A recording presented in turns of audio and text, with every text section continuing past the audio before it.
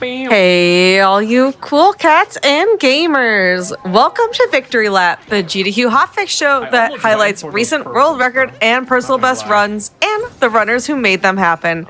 I'm your host, Nuclear, and tonight I have a very special episode of Victory Lap. We're doing things a little bit different tonight, but before we get into that, just a few announcements. HGDQ 2023 online will be January 8th to 15th.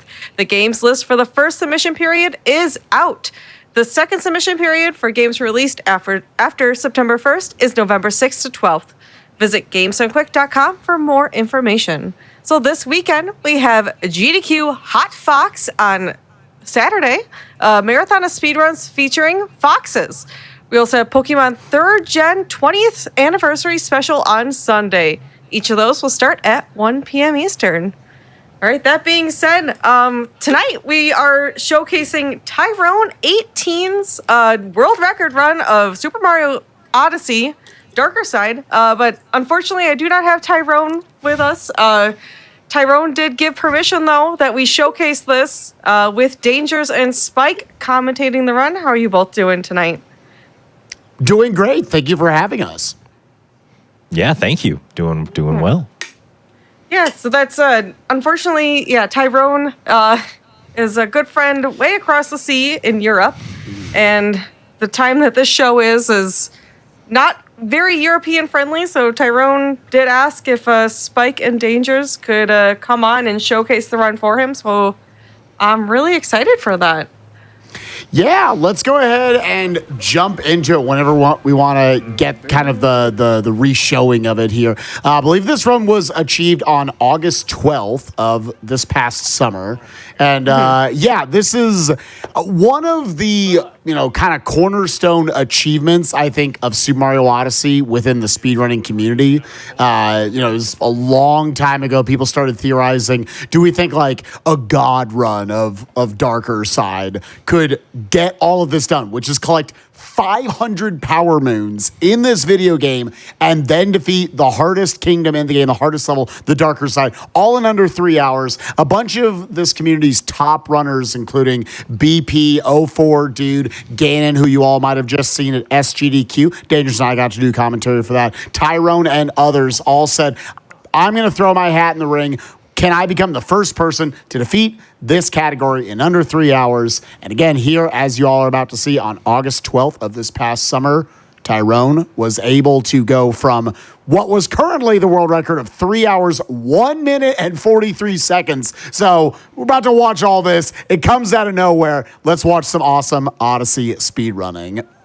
That's right. The incredible thing about this summer was that it was like a revision. Like when the game came out, a lot of people were focusing on, running this game, figuring out all the optimizations, including yourself, including myself. And it eventually got the category down to a time of around 3:06 by the end of 2019, early 2020. And then it kind of went dormant for a while. And a lot of the top runners were focusing on any percent. But then came a time where any percent reached a time of 56 minutes and 55 seconds, which was an unfathomable minute barrier for that category. And then it kind of opened the door to people optimizing the other categories. How far can we push all of those now that we can see what the true potential of any percent is? Let's focus on some other stuff for a while. And it became the summer of Darker Side, a very good revival. And yeah, like you said, a lot of the top runners vying for the spot. Tyrone is just in a completely other league when it comes to this game, so he was up to the task. It's truly incredible how many incredibly talented gamers play Super Mario Odyssey and speedrun Super Mario Odyssey all the time. And Tyrone is just that one step ahead at all times. He was also the first one to achieve that 56-minute time, like you were saying, in any percent. And now coming and achieving Darker Side. Dangers, I'm respectable at this game. You're incredible at this game. Do you have any idea how to compare the difficulty of achieving a 57 or a 56 in any percent to a sub 3 hour time of this? Can you fathom that? Kind of the comparison of the two. It certainly is tough to say, but like Tyrone, if you look at the Odyssey leaderboards now, you go to speedrun.com, you check them out, you can see that Tyrone is #1 position on every single one of those, and in some cases it's not even close. Darker Side being one of those cases where he's got that 2:59, 55, and then like the next closest time is still like minutes behind.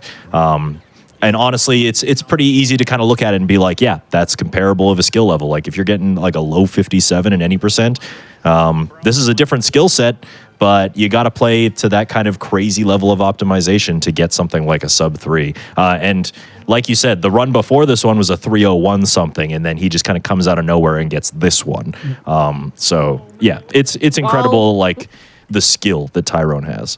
While we're here at the beginning of the run, I do have a very important question from chat asking, what is Darker Side exactly? What is that this is an excellent run? question. Yeah, right here. As we watch this, the DSS, the Dino Skip, as y'all call in the community.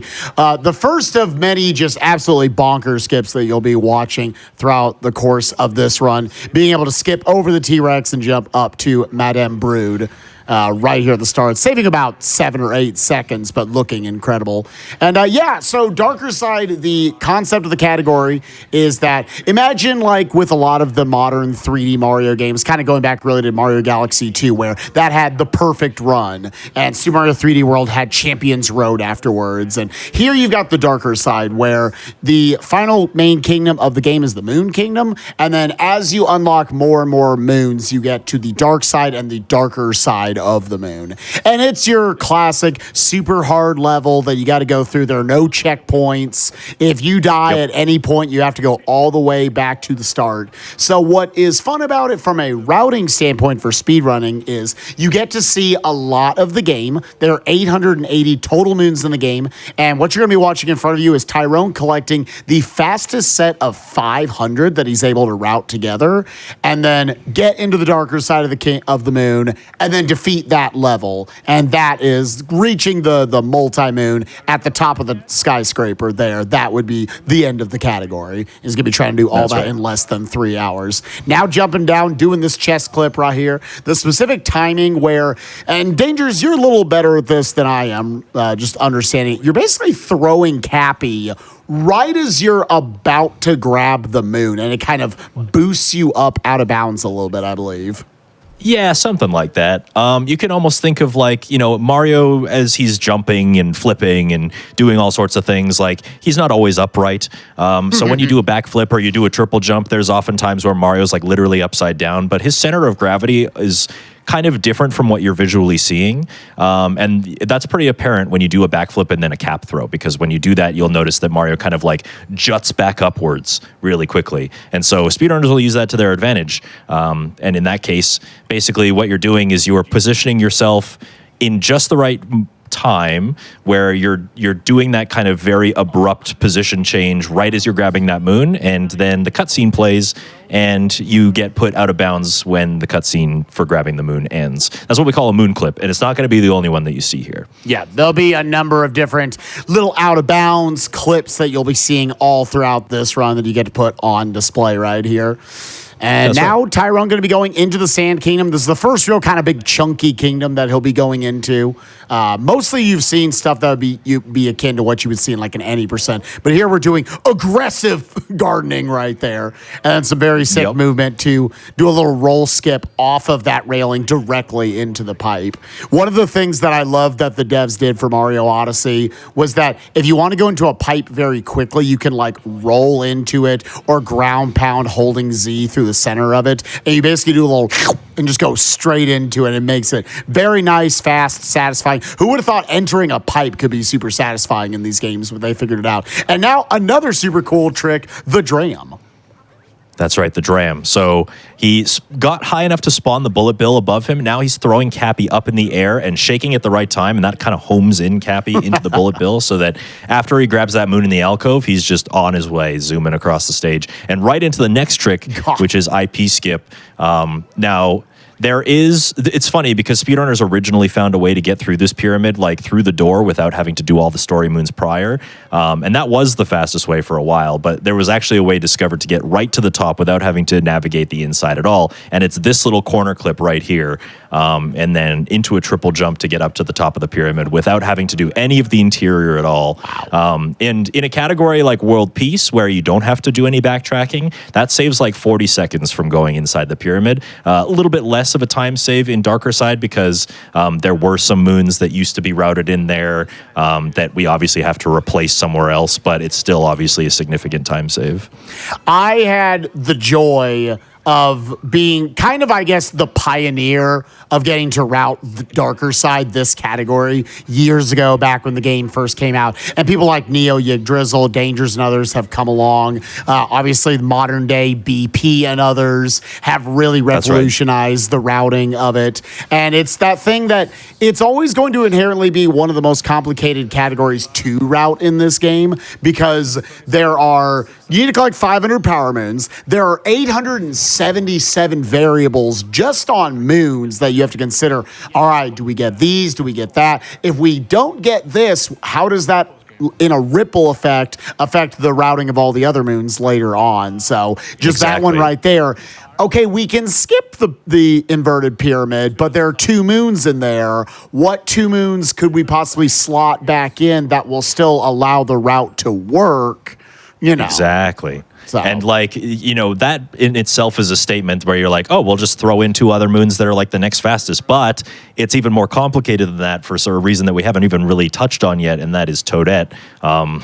I feel like we're getting a little bit ahead of ourselves, to be honest. Yeah. So I guess the idea here, the idea of this category is that we are going to be making a revisit to every kingdom except for a couple of the smaller ones.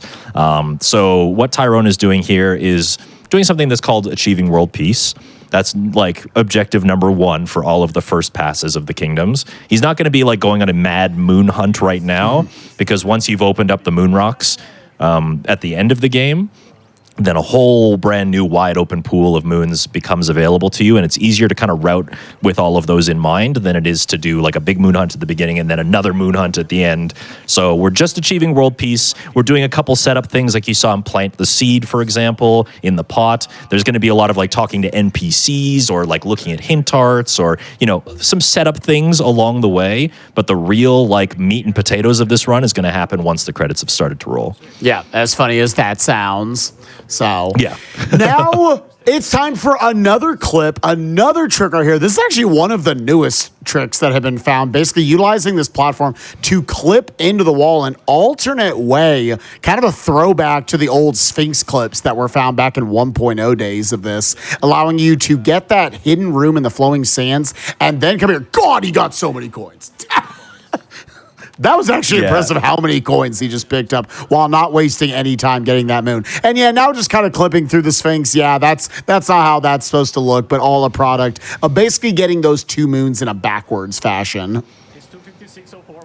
Yeah, it's funny that like the story of Odyssey has kind of come full circle. Like when we were on the sub-hour grind for any percent, like the Sphinx clip was part of the 1.0 route, and everybody knew that 1.0 was the fastest because it had all these cool tricks and stuff like that. And the first sub-hour was done on 1.0, and then 1.3 came along. It was faster, but took out all the cool tricks. And now we've returned to a state in Super Mario Odyssey, like peace has been restored to Odyssey, where we can actually clip back out of bounds and get into the Sphinx kind of the back way instead of having to like answer the questions again. It's just very, very harmonious, I suppose.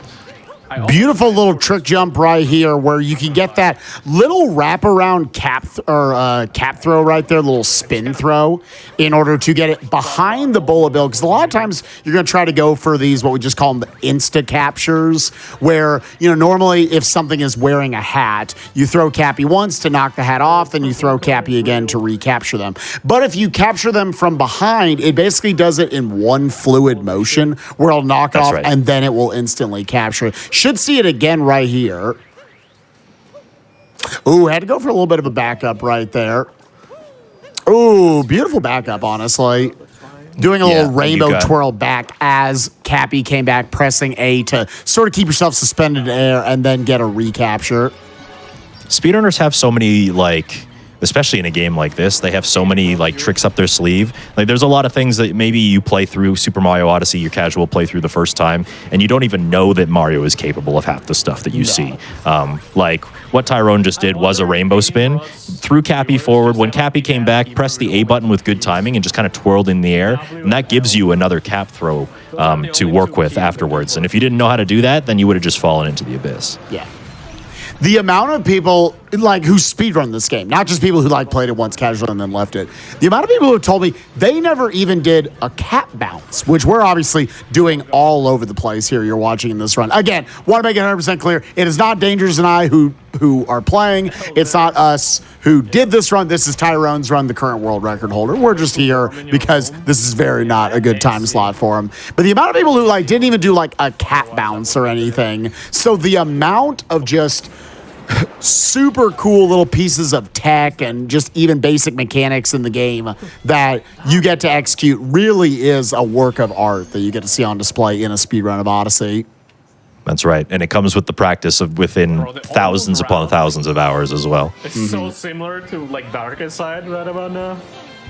Except now he's not gonna go somewhere else. All right, so No? we've achieved peace in Sand Kingdom. And to kind of clarify what that means, there is a story happening here. You know, Bowser is planning a wedding and Princess Peach is kind of being kidnapped and taken along. And each of these kingdoms provides some sort of favor to the wedding that Bowser is stealing as he goes along.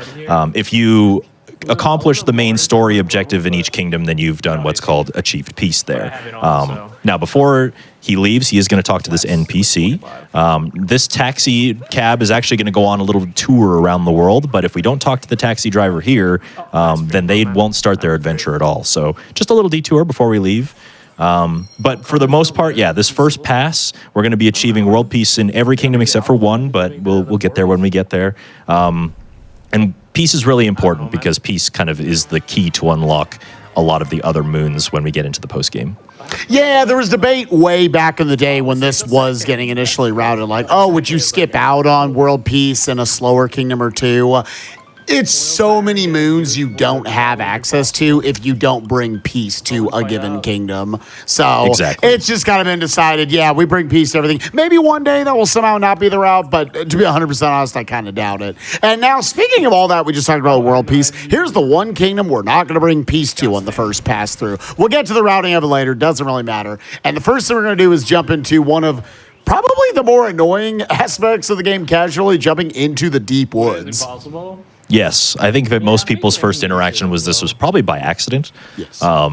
Very scary location where the compass gets stolen from you. There is no map of this place. You have no kind of bearings. You're not allowed to warp out of here. The only way that you can get out is by finding a seed that gets kind of spit out of these like weird little robot guys and planting them in a pot to make a beanstalk grow. But you have no bearing of that. You have no idea how any of that is supposed to work when you first get here. And as you can see, kind of hitting that seed dispenser back there and having it drop off to the side while he makes his way up the hill. Oh, you can just long jump up that. Half of the commentary tonight, by the way, chat, is just going to be me going, whoa, that's super cool. That's some 2022 movement I didn't know about. Oh, my God. Like, that was really slick. Yeah, and me over here just like with a pen and paper, just like, oh, you can do that. Oh, okay, yeah. Nice, love that. I swear.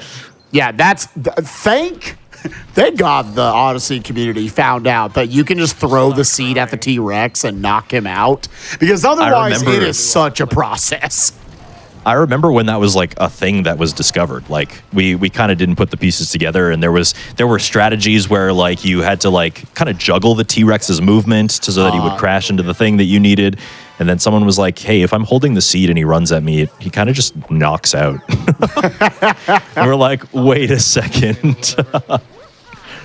I gotta love right here. Now using the seeds for their more intended purpose, growing the beanstalk so you can now get out of the deep woods. And then this just kind of continues along the routing. You might as well do deep woods early on because it actually is one of the only areas that does not gain more moons later on in the game you go. There's just 9 moons down there. We go get the 5 fastest, and then we make our way through the rest of the Wooded Kingdom and up to kind of the halfway point of world peace. He obviously is I do have a question in chat asking, for routing, does it matter which world you choose after Sand Kingdom? Yes, for a very minor reason in this category.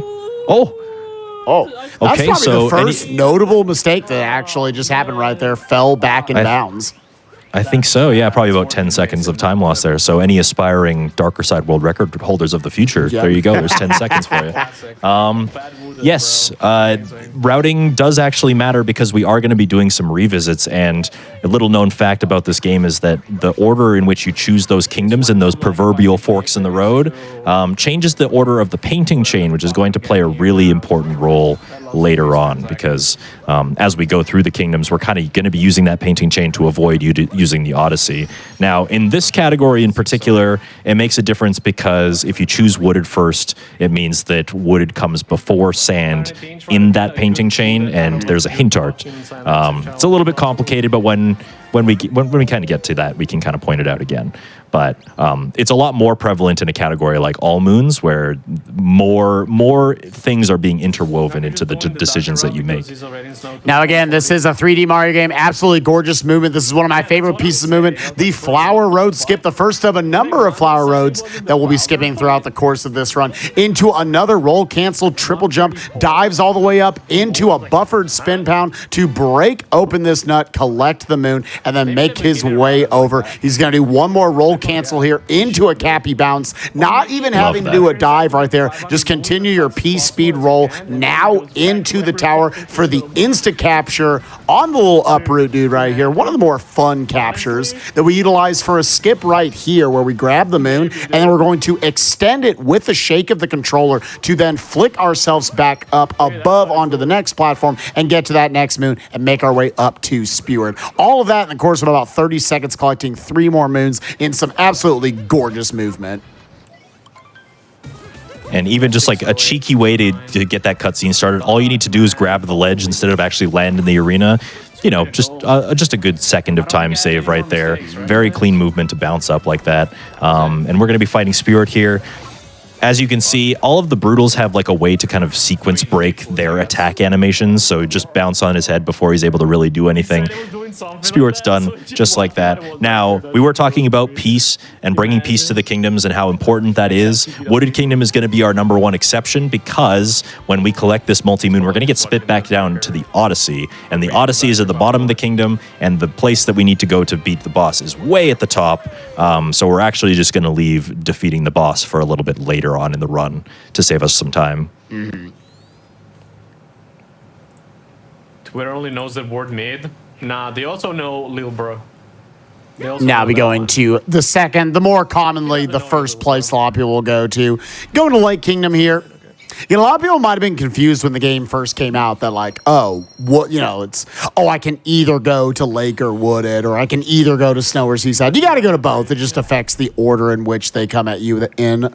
And it affects, like you say, in these post-game based categories, what kind of what paintings will chain to other paintings when you're warping around and whatnot. So it's more important kind of from a speedrunning standpoint. Casually, it's all going to feel about the same. It's just which one do you want to do first? Holy shit. Yeah, kind of just a personal preference type of thing.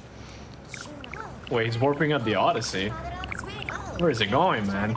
But yeah, our objective in Lake Kingdom here, pretty straightforward. We're just going to achieve world peace, collecting the bare minimum amount of moons that we need along the way. There is going to be one piece of setup right before we leave as well. We're going to be looking at a hint art. I think the first one that we look at within the run. Yep. Ooh, I loved holding Cappy back there. So another thing kind of in relation to what Dangers was talking earlier about that little rainbow twirl. Also, whenever Cappy comes back to you, you also get kind of a, it's not a cap vault because that is its own thing. There's like 700 different jumps you can do in this game. Yeah, so many. But yeah, kind of a cap return jump where by getting Cappy to spin on that pole back there, and then it hit the Goomba, came back to Mario right as Mario was jumping out over that little gap right there, that made We're still ahead of PP at least, but that not Mario close. have Really Yep. made me sad. that little gap right there, that made Mario have that sort of bigger jump right there, almost the same height as like a double jump, and that made it to where he was Honestly, in a little better position, and, had a little better momentum. Stringing all the things together in such a fluid way. And even now to this day, like I'm somebody who's put like thousands of hours into this game, but there are still some things that Tyrone will be like, yeah, if you maneuver Cappy in this way, or like if you throw Cappy in this particular pattern versus this particular pattern, then it's better because X reason. And I'm like, there's just so much stuff to pull apart from this run. I get what you mean now. I'm stupid. You get the moon right next to the Odyssey after you warp at the end? Yeah, of course. All right. So we've accomplished 7 of the 8 moons that we need to leave Lake Kingdom. And we need 8 to leave, so we're just going to grab 1 on the shore that's like right behind the Odyssey. But before we do that, we're going to look at our very first hint art of the run. Now, the hint arts are moons where they kind of give you a hint as to their location somewhere else in the world. But the kind of funny thing is, like, obviously speedrunners know where these moons are, but they will not appear in the world until you have actually looked at the picture. So we do have to go out of our way to look at it, and now he can leave the kingdom. Yeah, he's doing exactly what we were talking about. Oh my god.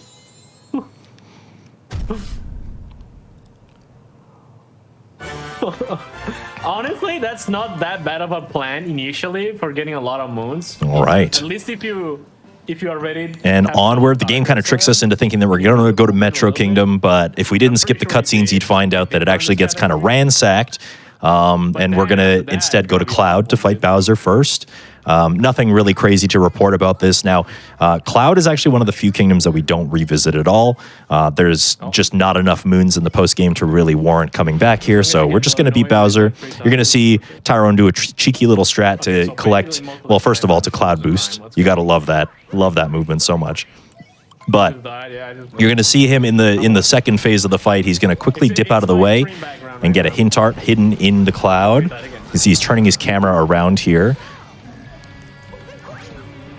Oh, he didn't get the spin pound, but I think he'll still be able to do this. Yep. Oh, okay. He played it a little bit safe there. Oh, and there's time to save. There you go. Aspiring darker side runners of the future. There's another 10 seconds for you right there. I'm so done. What is this camera? But the objective of this fight, pretty straightforward. All you're trying to do here is just get up right up in your Bowser's face. And then with good timing, you do a backflip and a cap throw, and you capture the hat right as he's throwing it so that you're right up in his face and you can punch him. Usually he starts running away and kind of jumping to other platforms before you're able to catch him. So... yeah, a lot of times, obviously, with a run this long, it's a little bit more of a marathon than it is a sprint of, say, something like an any percent or something. So I remember like seeing a couple of the mistakes early on, thinking like, obviously these are minor mistakes in the grand scheme of things. Like, 10 seconds here and there, like runners are going to be super frustrated about that. But yeah, I remember he definitely made a lot of fun of that kind of. At the end of this run, the further he went into it, he was definitely a little upset about losing that 10 seconds in Cloud. That's probably 1 in 100 runs will Tyrone lose time right there in that way. Yeah, exactly. And that's because with that hint art, again, that hint art gives him 200 coins. If you're looking up in the top left corner, he's got over 500 coins right now. Gonna need about 1,500 coins to buy all the things he needs to buy throughout the course of this run. It's just hard. This Lost off to a beautiful start so far, trying to skip out on getting Cappy captured by Klepto, the evil bird. That's right. And yeah, anyone who's familiar with Super Mario Odyssey speedrunning kind of understands what's going on here. If you were to just kind of casually stroll through Lost Kingdom, you'd cross the bridge and Klepto would come and steal Cappy. There would be a whole fiasco. You got to kind of maneuver the kingdom without Cappy's help.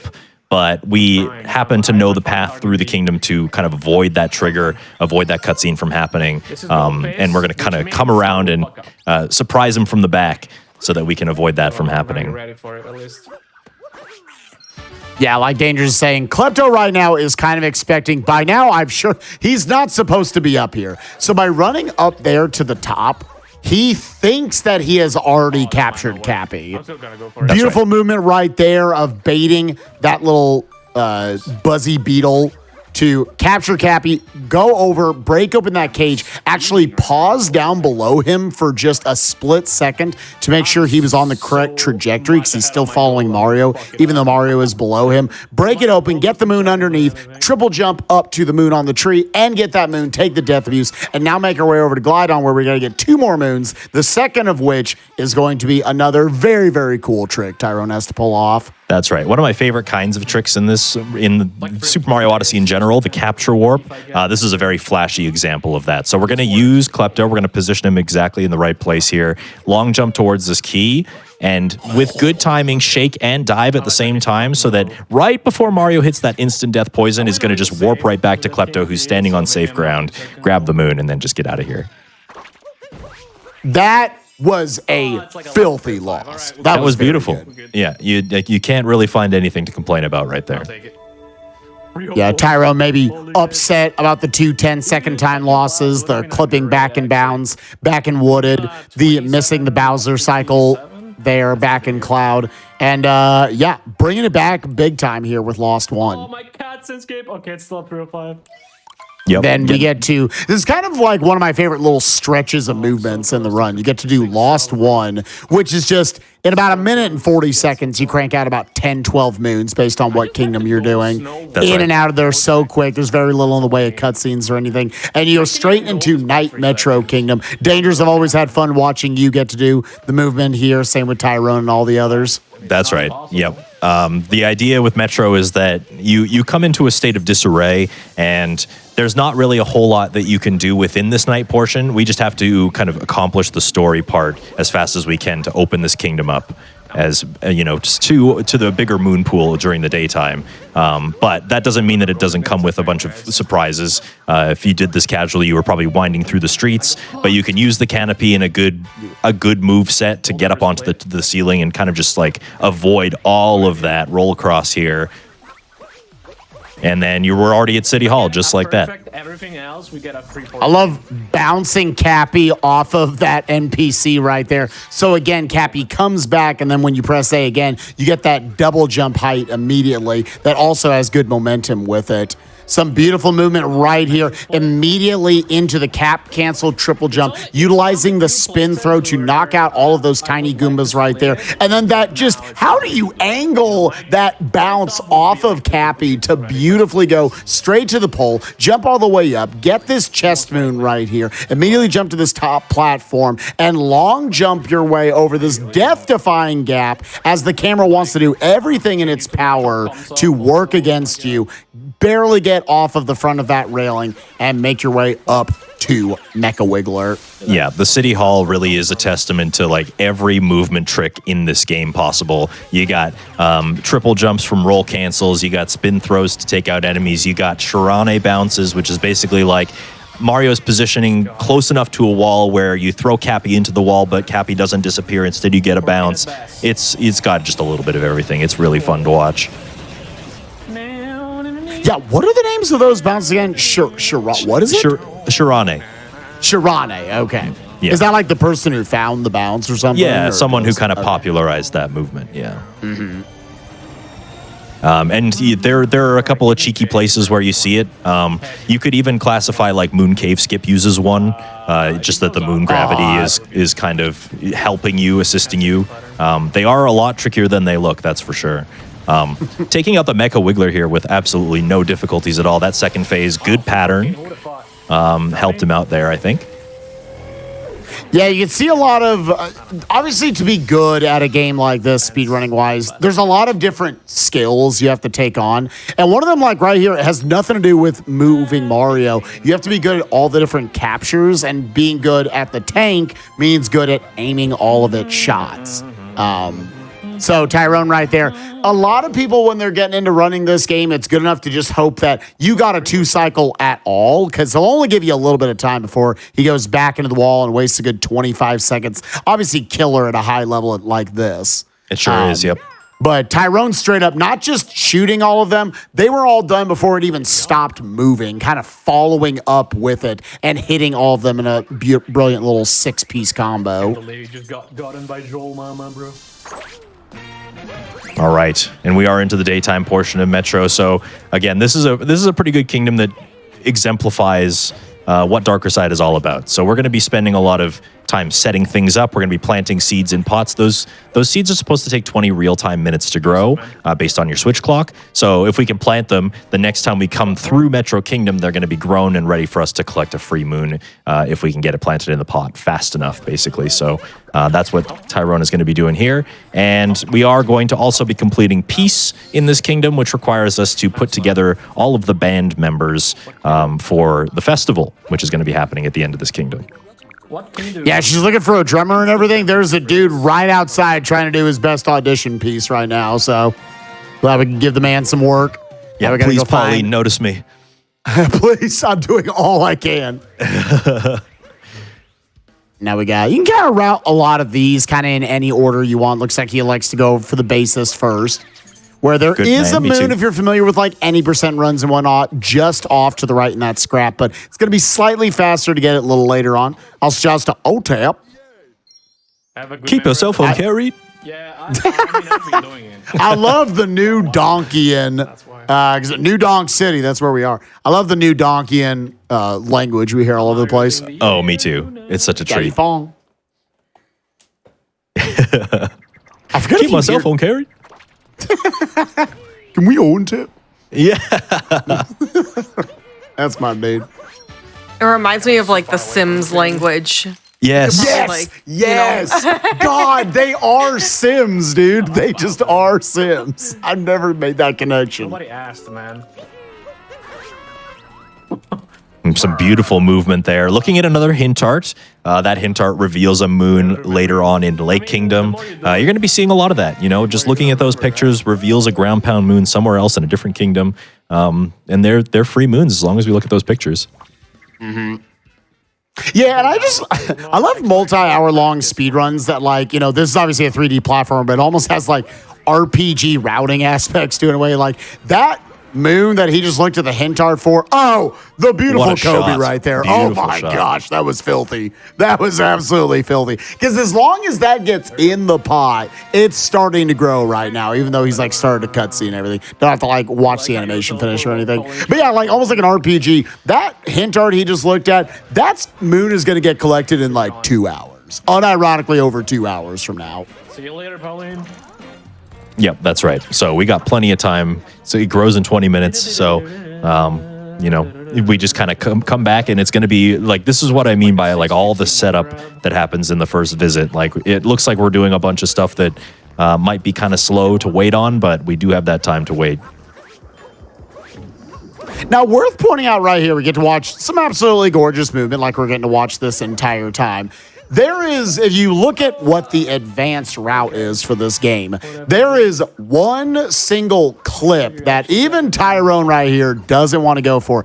Technically, it would be more optimal to go for what is the sewer clip. That wall to the right of Mario, you can clip through the pipe right as you enter this area and immediately knock out these piranha plants, go backwards, a little bit of backtracking to get that moon, and I think it saves a good, like, what, 15 seconds or so? In World Peace.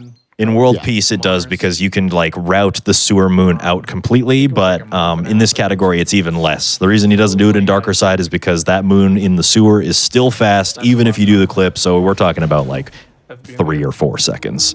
So it's that little. Okay. Yeah, you got to get that sewer clip right away if you want to save time in this category. So not even worth going for. And there are, like we've established, there are a couple dozen different clips that you can go for throughout the course of a Super Mario Odyssey speedrun of all different various categories. And sewer clip has got to be near the top in the least consistent ones to go for, just the most difficult. Yep, I'll have to agree with you on that. And now the festival. Everybody's favorite. How could you hate the festival? Favorite.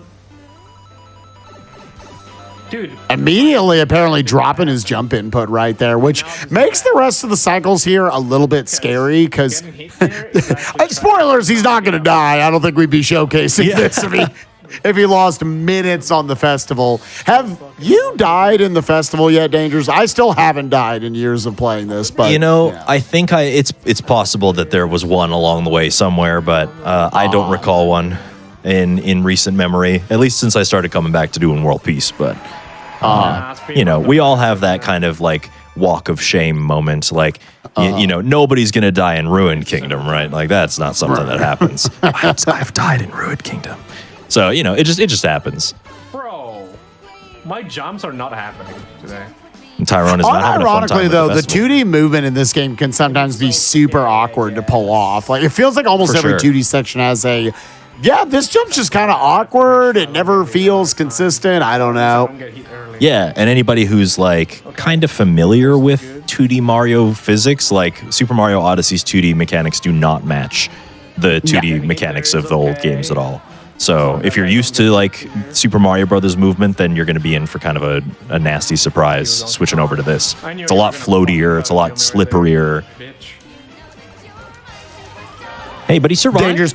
On one Yep, health. Danger's pulled up right there. Yeah, let us listen to more of the festival music. That's right. Yeah, That definitely was just a said little at the end. sweaty at the end. Yeah, it was, I don't want Donkey Kong to dunk on me, dude. That's not intentional to take that damage there, right? Or Right. Yeah. So yeah, that's like, I'm glad you brought that up, Nuke. So like the way damage works in this game, obviously you got your 3 health, and you would think all over the place maybe there are a bunch of damage boosts. There actually aren't nearly as many as you would think. Just because if you take damage, another super cool little capture warp strike right here. Yeah, just a quick little one. Go Very back, nice. grab that moon, go talk to the tourist right there. No, bro. But yeah, so you wouldn't do that many damage boosts throughout the course of a Super Mario Odyssey speedrun because every time that you collect a moon, if you are not at full health, it takes about 2.5 seconds to refill your health. And you watch the health bar refill and then move back to like the top right side corner of the UI and everything. It is more of a time loss than you would think. So over the course of collecting 500 power moons in this game, let's say it's very possible you could take 100 extra instances of damage and have to get those health refills every time. That's like 250 seconds. We're talking about like 4 minutes of time loss just on the health refills, in addition to time where, maybe you're losing time to the animation of getting hurt, yada, yada. Yep. So yeah, for the most part, we want to avoid damage. But if you get multi-moons, your health is actually refilled off screen like you would have in that festival right there. So a lot of times, optimal movement, they'll just elect to take damage somewhere in there. That was just a few too many instances of damage. Yeah. Like, taking damage in the festival is not a big deal if you take it towards the second half, because, there will be a multi-moon there. And any of the intentional damage boosts that you see in the game will always happen in a boss fight where a multi-moon is upcoming as well. Think like Ruined Kingdom, think like the Bowser fights. In places where, like, you can take the damage without having to worry about that health refill afterwards. Nice fucking wall kicks, man. 109 Weepy. Tyron doing another little piece of backup right there. Good idea. And love every time you see one of those roll cancels where obviously Mario wants to make like his good friend Sonic the Hedgehog throughout a lot of this. We want to be rolling constantly everywhere. But not always is that, the best way to traverse an area. That sometimes you need to do those little flick of the stick, throw Cappy to the side, and that allows you to basically keep a lot of that momentum from rolling and then carry it into a jump to the side, a triple jump, get it going, so on and so forth. That's exactly right. Yet another clip right here, Dangers. Yep, another one of those moon clips.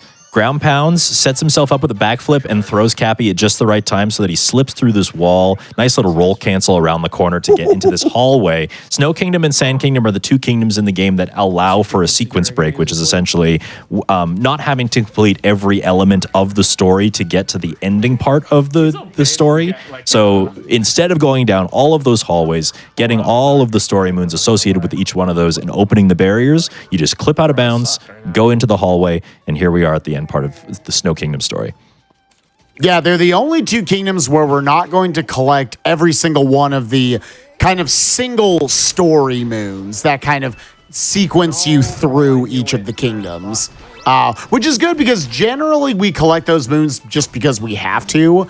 I believe the current cutoff, if a moon takes more than like 17 seconds and it's optional, then it's not good enough to be in the route. And a lot of these single story moons will have very slow, longer cutscenes that are tied to them in order to get to that point. That's right. And in Sand and Snow, like we said, you can skip some of them. So in some cases, you will be seeing that we just kind of leave them alone. And I always think it's really funny that Darker Side is kind of the category of like optimized moon grabs to the tune of like, yeah, you said 17, somewhere between like 17 and 19 seconds becomes too slow for this category. There's one room in Snow Kingdom that is in the any % route that does not get added to the Darker Side route for exactly that reason. And I always think that's funny. I love how unique that is. Any % where they get 124 moons, it's good enough. But Darker Side, when all of the moon routing opens up so much, not good enough for the 500 moon cut. Over 4 times the amount of moons need to be collected. Not good enough there. So interesting how fluid this game can be with its routing and how specific it can be for every different category. Not just for the main categories, but even the 30+ category extensions that you can find out there. Exactly. Yo, category extensions. Nukes, I think you have a show about that, don't you? I do. All right. Next Wednesday, we're going to have one of your favorite games, Forbidden Memories. Oh, I forgot you're having FM1. Let's go. Yeah. That's the Yu-Gi-Oh game, right? That's the Yu-Gi-Oh game that is barely a Yu-Gi-Oh game. Oh, yeah. My understanding. It has quite the history. Yes. 15 card mod on No Category Left Behind next week. So if you're into that, if that's your stick, next Wednesday, make sure to check that out. That's when I did my first run. I love any time the routing in this game works in a spin throw where it's going and just in Mario's natural movement, the Cappy is going to get where he needs to go. So right there that he knew kind of on the back right side of him, it was barely going to hit the Scarecrow as you were making your way over. Yep. If I get it, let's try. We get it like Yep, just letting kind of Cappy do his thing. In a spin throw, Cappy's kind of locked out of your control. He just kind of goes until he returns to Mario. So, you can kind of use that to your advantage. You can just let Mario do fast movement while Cappy captures a rabbit or does something else. Takes care of business. Nice first try there on the fish. There will be 3 fish moons throughout this run that Tyrone's going to have to collect. And each of them, every time, and I'm not memeing, every time it goes for a bite, it's basically a 50-50 chance if it gives you kind of a bigger bite where your controller will shake a little more or a little nibble. And if you try to pull up on it, you won't catch the fish and you'll have to kind of reset up everything. So these fish can potentially, with RNG, waste you a bunch of time. It's true. And, you keen viewers at home might be thinking, well, didn't you just say, like, if it's slower than 17 seconds, like, it's not worth it? Like, those fish moons, they definitely have the potential to be a lot longer than that. Like, are they worth it? The answer is yes, for a reason that we haven't really talked about. We've kind of touched on it a couple of times, but maybe we should start talking about Toadette right now. Yeah, so Toadette is basically your built-in. She was a fan of the Xbox 360 growing up. She likes giving out achievements. And in this game, your achievements are for collecting 5 moons from Captain Toad. She gives you another moon. For collecting 10 moons from Captain Toad, she gives you another moon. For getting 15 moons for ground pounds, she'll give you a moon. For 45 ground pounds, so on and so forth, for all these different things. So a lot of the routing of Darker Side is saying, okay, sometimes maybe you go for moons that are slightly longer, like the 3 fishing moons or the 3 slot machine moons, because she's going to give you an 8-second moon that sort of averages out the time of all of that, and it makes it all worth it in the end. Exactly. And those will all be the last like 32 moons that we're going to be collecting in this run just to fill out that count to 500.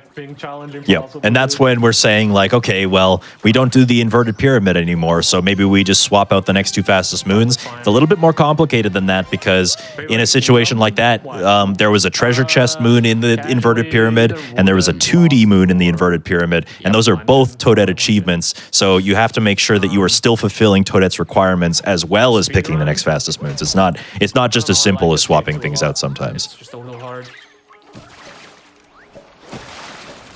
And guys, this is one of those where it's sometimes I almost wish we were playing in English just so you could see it. But Cappy right there says, yo, good job. There's definitely, obviously, there's a lot of things speedrunners do in this game that is very not intended to be done by the developers. But there are other ones like this where they knew you could just take the Gushin and fly up here to the top of this lighthouse. Normally, this lighthouse is supposed to be one of the more involved of these 4 little corners of the map that you have to go to for the story.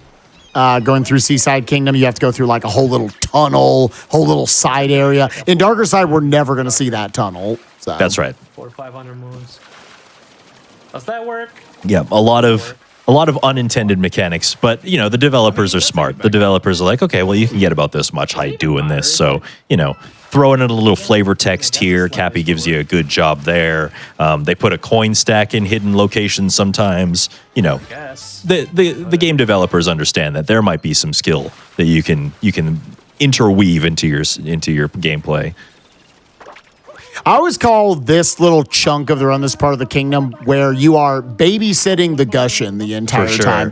There's a lot of stuff actually going on that we're glossing over here where the Gushin, its maximum height it will blast up to is based off of what platform it has landed on, so it can go a max height above that. You refill its water supply every time you touch a moon with it, every time you hit a checkpoint with it. If it's too close to you when you start a cutscene like this one right here, it would despawn it. So that's why Tyrone was very specific to place it just a little bit outside of the range, then hit it with the checkpoint. He's now going to drop off the Gushin here so that this rock pillar doesn't kill him. Then come actually collect this moon with the Gushin, refilling its water supply again, coming over here, gonna drop it off to the side, and then from the top rope turnbuckle, my God, JR, he broke that man in half.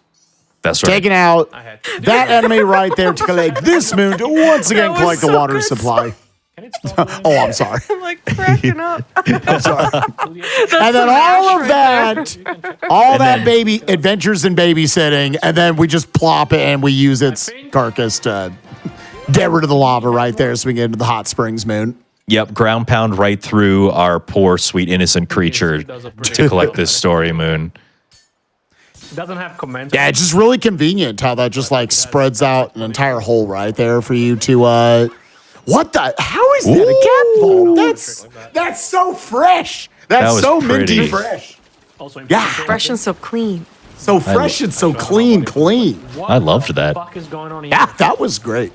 There's probably there's so many times that like either like Dangerous is like a top 20 speedrunner of this game easily, and he's sitting here like, oh my God, that was so cool. I loved it. Yeah, again, just like That's been my favorite part about tonight is the two of you who are very passionate about this game. Just some of your reactions to Tyrone's movement during this. Yeah, and that was like kind of part of it is celebrating this one of the greatest achievements in Odyssey speedrunning, up there with Tyrone getting the 56, some of the world peace times that have been achieved recently. for sure. Yeah, just incredible marks. Also, what's this boss's name again? Oh, this one? Yeah, You want to know the name of this boss? this boss. Yeah. The one that Tyrone's fighting right now, the octopus boss? This one? Oh, it's just, you know, it's pretty simple. It rolls right off the tongue. It's Brigadier Mollusclancer, the third defendable Blaine, of course. If not, a 5x. Wait, what? Oh, sorry, did you not catch that? No, I don't think I could. You run just one more time? Okay, Brigadier Mollusclancer, the third defendable Blaine. Wow. They opened a wiki page for him, I believe. I think so. I don't really Yeah. have one. And if you don't trust that that's the name, if you think I'm making that up, go ahead and see the wiki page for yourself. Go to the wiki page. Or you can make like I do. make this joke every time. I call it the seaside boss. Probably shards. That's a good Because name. every time I'm just like, do I mollusk? I don't like. I'm not even like picking out the right like syllables here. I don't know every time. He's the octopus. He's seaside boss, and there's a lot of stuff going on in there. As we were glossing over it as well, you saw able to get that quick kill where you basically tricked him into clipping all the way through the hot springs right there for a very instant knockout on the third hit. And yeah, that can be definitely one of the harder bosses to do the correct strats for when you're getting into the game and even the advanced strats of it. You have to have a pretty decent knowledge of where he's going to go, because the whole reason that clip works is that, you know, you are kind of you're breaking the fight by being in the place that Mollusk needs to be at the right time. And so it can be kind of tricky until you learn where you need to go, and then it's smooth sailing from there. But as it turns out, Mario's not the only entity that can clip through walls in this game, which I think is kind of funny. Listen, it's fine. Asking questions like this. Now we go into luncheon. I feel like people either say this is like one of their least favorite kingdoms, or you're like me, this is maybe my favorite kingdom. I think there's just a lot of very cool moons. Like this one right here. God, the leap of faith over the Pepto-Bismol right there, directly into that spin pound so that you can skip out on one of the wall kicks, two of the wall kicks actually, straight into that timer challenge moon. Very slick movement. Yep, rolling across the terrain here. The one thing that kind of irks speedrunners about the Luncheon Kingdom is just how inconsistent, you could say, the geometry is. You know, these very colorful platforms, it's hard to tell what's a floor, what's a wall. Just trying to traverse it can be kind of a nightmare. Falling into the lava, the molten Pepto-Bismol below you is always going to be something to be watching out for, but Tyrone makes it look easy. Taking out Spew It right there, and y'all might be wondering, was that any different than the first fight? Yes, it was in a square arena this time. The last time it was in a circle. That makes it way harder. Yep. Everybody knows this. It depended on the season, though. I still love that the modern any percent route through Luncheon Kingdom. This is the first story mode, you never do it. You go through this entire kingdom, it's like halfway finished and everything. It's like beta Luncheon, it's great. I love this cute little triple jump strat off the little peg right there, going into another buffered spin throw that just catches the checkpoint along the way. Because those checkpoints, there will be a good like half of them that we're going to utilize throughout the run in order to just warp back to in post game for various warps we need. But you also are going to need 40 checkpoints for another Toadette achievement. So he does have to make sure he gets enough of those along the way. That's right. Yeah. Always keep it in the back of your mind that Toadette achievements are something you got to be paying attention to. Why have you ever had really weird, not Odyssey related questions? I don't know. But yeah, this kingdom is very progressive. Like, as you collect story moons, like literal platforms rise from the earth and like change the way the kingdom looks completely. And yeah, the modern day any percent route is avoiding all story content completely, to the point where like none of these islands exist. They have no way of existing. The way that you progress through the kingdom is completely limited to almost what feels like your imagination, basically. Like invisible blocks coming out of nowhere. There's no lava bubbles. That was a very close capture. You almost fell in the lava there. Yeah, barely skipping over those corners. Now, the lava bubble's another one of my favorite captures right here. You can do these little spin jumps right here to go across all the platforms, and you're like right there just about to overshoot any of those platforms. A very easy sub area to die in. And one of the first real sub areas we got to watch right there is that actually the first sub area in Darker Side. There's a lot more in the post game we'll get to go to, a good 15 or so. And those are a lot of times the coolest movement in the run. Absolutely, yep. Lots and lots of sub areas in the post game, just kind of routing them in. Cascade Kingdom comes to mind. I love the sub areas in Cascade. Yep. Let's chill out for a second. Another one of the best captures in the game, the meat. Not found. Yep, that's right. My favorite. Yep. Let's chill out, Tyrone says, ironically, is dumped into a hot pot of soup. Would I like it? Yeah, by the way, obviously we're sitting here, we're doing some commentary, we're gushing at the movement of the run. Make sure y'all give twitch.tv/Tyrone18, Tyron18. Make sure you give that man a follow. Because, yeah, best Super Mario Odyssey speedrunner in the world. It's not offensive to say that. He has definitely been putting in the time. He has been at the top of this mountain, this very competitive mountain, for I don't even know what the fuck it was. 4 years now. The game just celebrated its 5th year anniversary. And That's for right. probably 4 years, he's been the runner at the top of the hill. But hey, if you want to challenge him at the top, this is an incredibly fun speed game. That was weird, man. That's right. Yeah, honestly, one of the speed games of all time, if I do be so bold to say. And the fact that just like the ceiling just keeps rising, keeps rising, keeps rising. You could say that about a lot of the Mario games, and that's honestly why I enjoy running them so much. Oh, nice little setup there, making sure that Cappy stays behind so that his triple jump isn't interrupted by one of those cap return jumps. Those cap return jumps can be very helpful, but if you're trying to get a triple jump or something like that, they can kind of disrupt you. So Tyrone has the wherewithal to know that if he leaves Cappy behind, Cappy won't get in the way.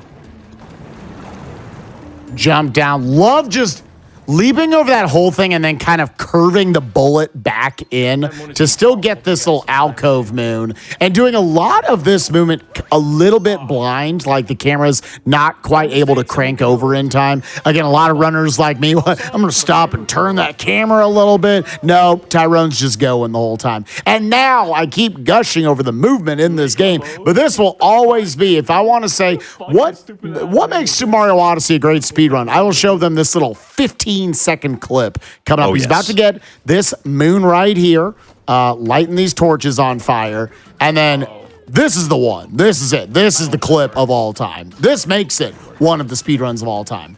Oh, I agree. Slow, but it works. You know, you come out through this door, you're like, oh, look at all these platforming challenges that I got to do. I got to like traverse these islands. Okay, we're gonna light our booty on fire first. Nice, man. That's right, a little setup. That's so Yep, good. we're just delaying the hype a little bit. Fuck, man, dude. Makes it up to this like halfway point ledge here, and then he's still not even done from that. Just kind of ignoring all of the platforms along the way to get up to the top of the kingdom. Like, look at all that stuff that we just skipped.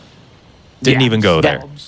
Skipped over a good like 85% of whatever was back there with, like I say, some of those super cool little quick dives off of Cappy, the bounces back there. Lots of just fun wall kicks. Barely getting Cappy back to sort of lift you over some of the platforms so that it all flawlessly, seamlessly blends into one another, one movement to the next. Great movement in speedrunning is when all of your different options at some point are optional, are optimal, I should say. All your different options are optimal. And Super Mario Odyssey puts that beautifully on display. And now we are punching this bird in the butt. That's right. One of the few bosses in the game that actually has like a genuine sequence break that most people probably don't even know about. But if you like hit the bird from underneath, it stops the phase of like flying around and shooting out peppers and stuff and goes right into the vomiting phase where you can climb those waterfalls, get the fight done as quickly as you possibly can. That's going to finish off the Luncheon Kingdom right there. And with that, we are basically 1/3 of the way through the run. Again, spoilers, chat. This is the first ever time Super Mario Odyssey, the darker side of the kingdom category, was completed in under 3 hours. This run was done back on August 12th of this year in what was known as the Summer of Darker in the Super Mario Odyssey speedrunning community. Again, the goal of this is you need to go through the game. As you can see, 102 moons in the Odyssey. We're dumping a bunch more in there. Going to be 100 and maybe 20 or so. Yeah, I'd be what- right at what I was 120. doing. Something like that. You can do And our goal is to collect 500 total, 120 exactly, 500 total power moons from all over all the various kingdoms in this game. Once we do that, that will unlock the final level of the game, the darker side of the moon, and then defeat that all in one go. No checkpoints or anything there. The hardest challenge in the game. And yeah, just a bunch of high-level runners, including Tyrone right here, all tried to get it done in under 3 hours. And this, we said it multiple times at the beginning of the show tonight, this happened ahead of schedule. This was not, there were a lot of people predicting this will happen in like 2023. Like today, November 3rd, it still shouldn't have happened. Yep. Tyrone himself was like, yeah, I'll probably get this done like December, maybe. Like I might have the optimization level to be able to do it by then. And he shattered his own expectations. Like the run right before this one was his own world record of like a 3:01:30 something. And just absolutely shattered it by a minute and a half. Now, there might be some keen viewers in the chat who recognize that this game actually gives you a lot of creative liberty when it comes to getting to the darker side. Some people might have noticed that there are shop moons in the game that once you get to the post game, you can buy multiple times over. And you can actually use those duplicate shop moons to get to the darker side. And some people might say, well, is that faster? And the answer is yes. And when we say that this is the first time darker side has been reached and beaten in under 3 hours, it's kind of only a half truth. Because that's a good point. This is a category where we collect 500 unique moons, and the reason that it's done that way for the main board is because it makes it more interesting. You're seeing more of the game. You're actually playing more of the game. You're not kind of cheaping out by making it also a coin grind for some duplicate shop moons. But if that is something that you were interested in seeing, if you were interested in figuring out what is the fastest you can get to the darker side, like genuinely, then that's where category extensions come in. Yeah, again, this game in a lot of ways, it's got 6 main categories: any percent, dark side, darker side, world peace, all moons, and 100%. Basically, how do you want to play the game for an hour, 2 hours, 3 hours, 7 hours, 8 hours? That's kind of where that all is going to come in, the different amount of like kind of main objectives of the game. This game lends itself incredibly well to category extensions. Oh, Nix, yeah. You've had it on the show at least once before, I believe here with Dangers. I don't know, Dangers, do you have any particularly favorite category extensions that you like to throw down for this game? Yeah, You've done a lot of them. There's so many different ways to play this game, and it's hard to really pinpoint a favorite for that reason. Talkatoo comes to mind. Talkatoo is really fun because it's basically just an in-game built-in randomizer where you talk to the bird gives you moon names, and you say, okay, I'll go get those ones.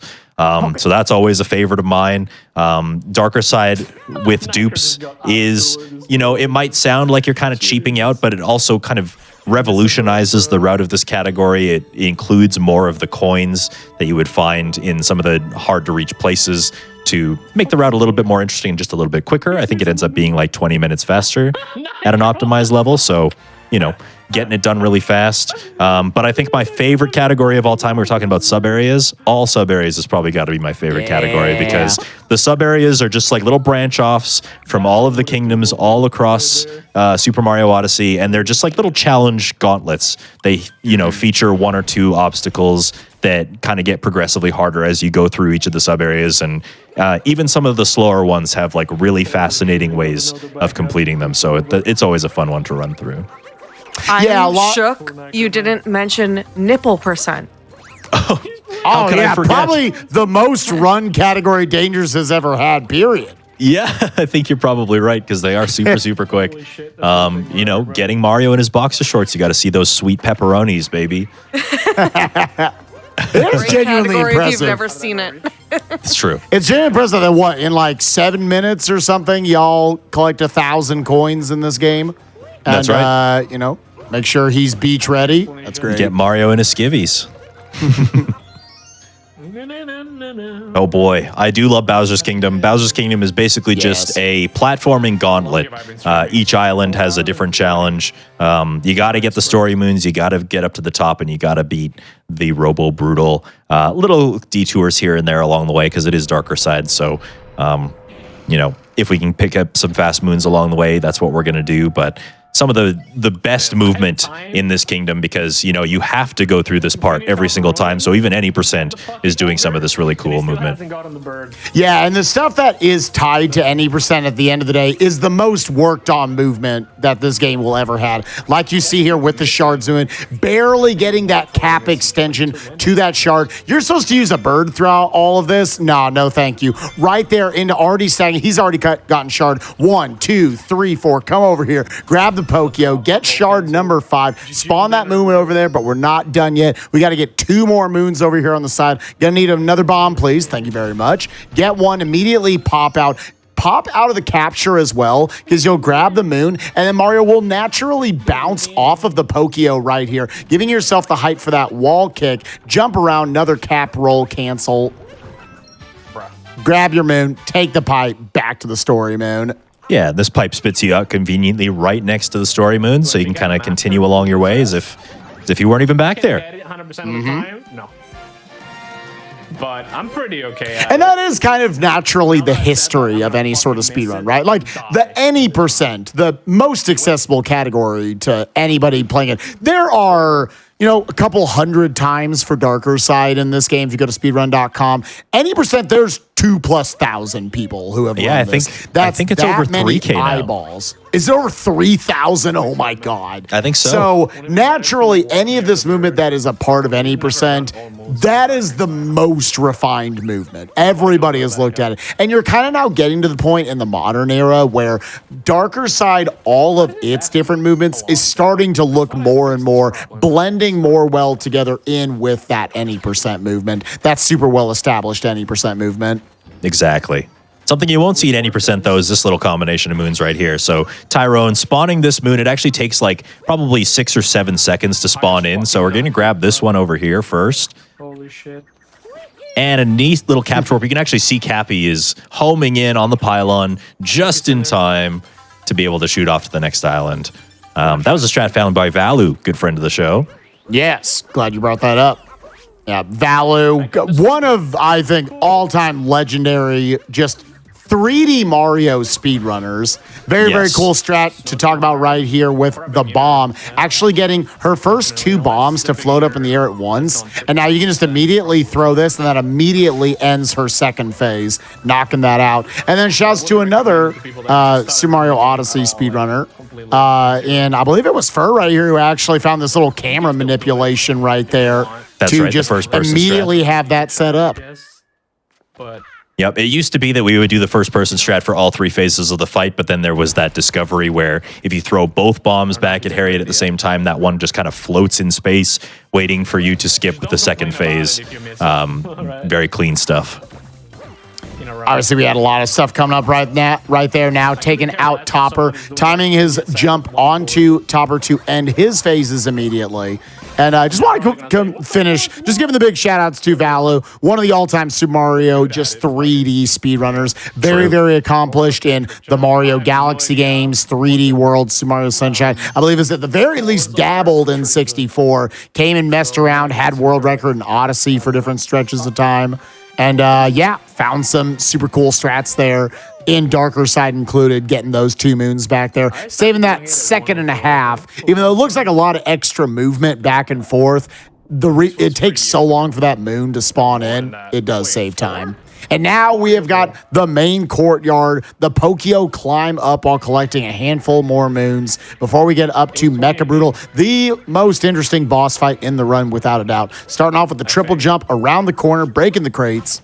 And then I believe, so I've always known this movement to just go through the pipe. Tyrone actually elects to go for this movement instead, climbing up out of it, skipping out on the cutscene, saving just a little bit of time into that absolutely sexy little cap vault right there. Oh my God. That's not even fair, man. That's not even fair. That was so good. I love the cap vault. I love any time a cap vault finds its way into the movement of Odyssey.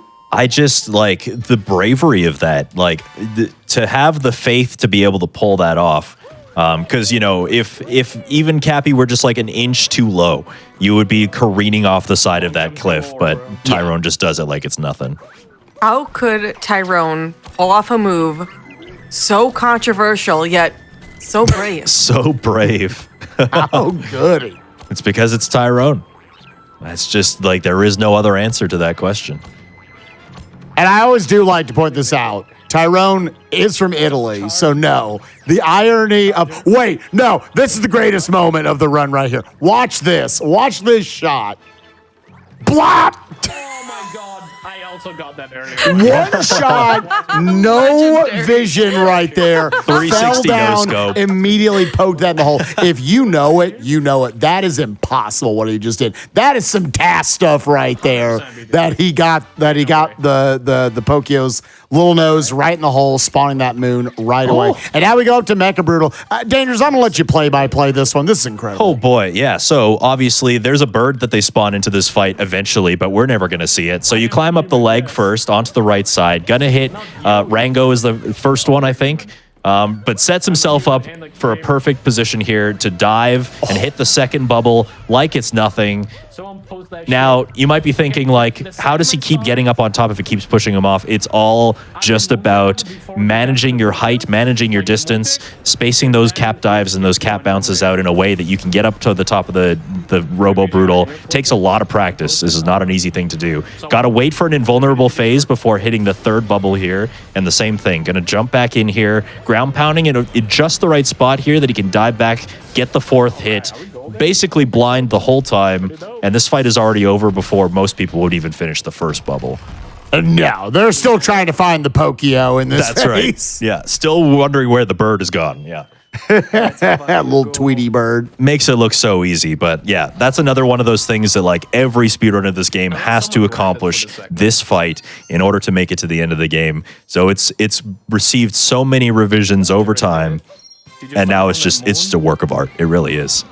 It's and it's not just an amazing strategy. One of the coolest in this game. One of the coolest like boss fight strategies I think in platformers. I think speedrunners. So. The fact that the boss itself is a platforming stage, lends itself really well. But also, I think, I love when speedrunners come up with super cool names for tricks. Yeah, and I believe the modern iteration of that fight, I believe is called Target Acquired. Target Acquired? Yep. Used to be that speedrunners would get the Harriet bubble, the one on the very top last, because it was the safer option. But a strat was discovered where it's actually faster to get the one on the side, but it does require a little bit of a leap of faith. And if you miss it, you lose like 20 seconds. So it's a very, very stressful part at the very end of most any percent speedruns. But when you're doing Darker Side, you don't even think about it really, because you're like, oh, well, I'm only an hour in. I still got 2 hours left. I feel like good balance. God, this run is flying by. We're already like getting close-ish to like the halfway point of the run, just flying through, about to get to the end of any percent. To finish my thought from earlier, yes, Tyrone is from Italy. So the fact that the Italian man is the #1 runner in the Italian plumber video game right here, I love it. The irony is not lost on the community. Anyways, jumping here, we're going to the Moon Kingdom. Yep, and same story in the Moon Kingdom. Darker Side is kind of about setting up, kind of about, moving to the end of the kingdom story as fast as we possibly can. The Moon Kingdom is really spaced out, and there's a lot of moons kind of in really isolated locations. So we're not going to spend a whole lot of time here, but we do have to get from here to the cathedral. So we're going to pick up a couple moons along the way before we get there. Yeah, Moon Kingdom is one of those kingdoms that we are going to revisit it in the post game, but it's kind of a very spread out kingdom. So we're going to start with triple jumping into some vectoring right here, and we're going to collect about half of the total moons that we're going to get in this kingdom here in the first visit. Picking up the bunny right there. All bunnies in this game, you want to have very planned out exactly what your movement is.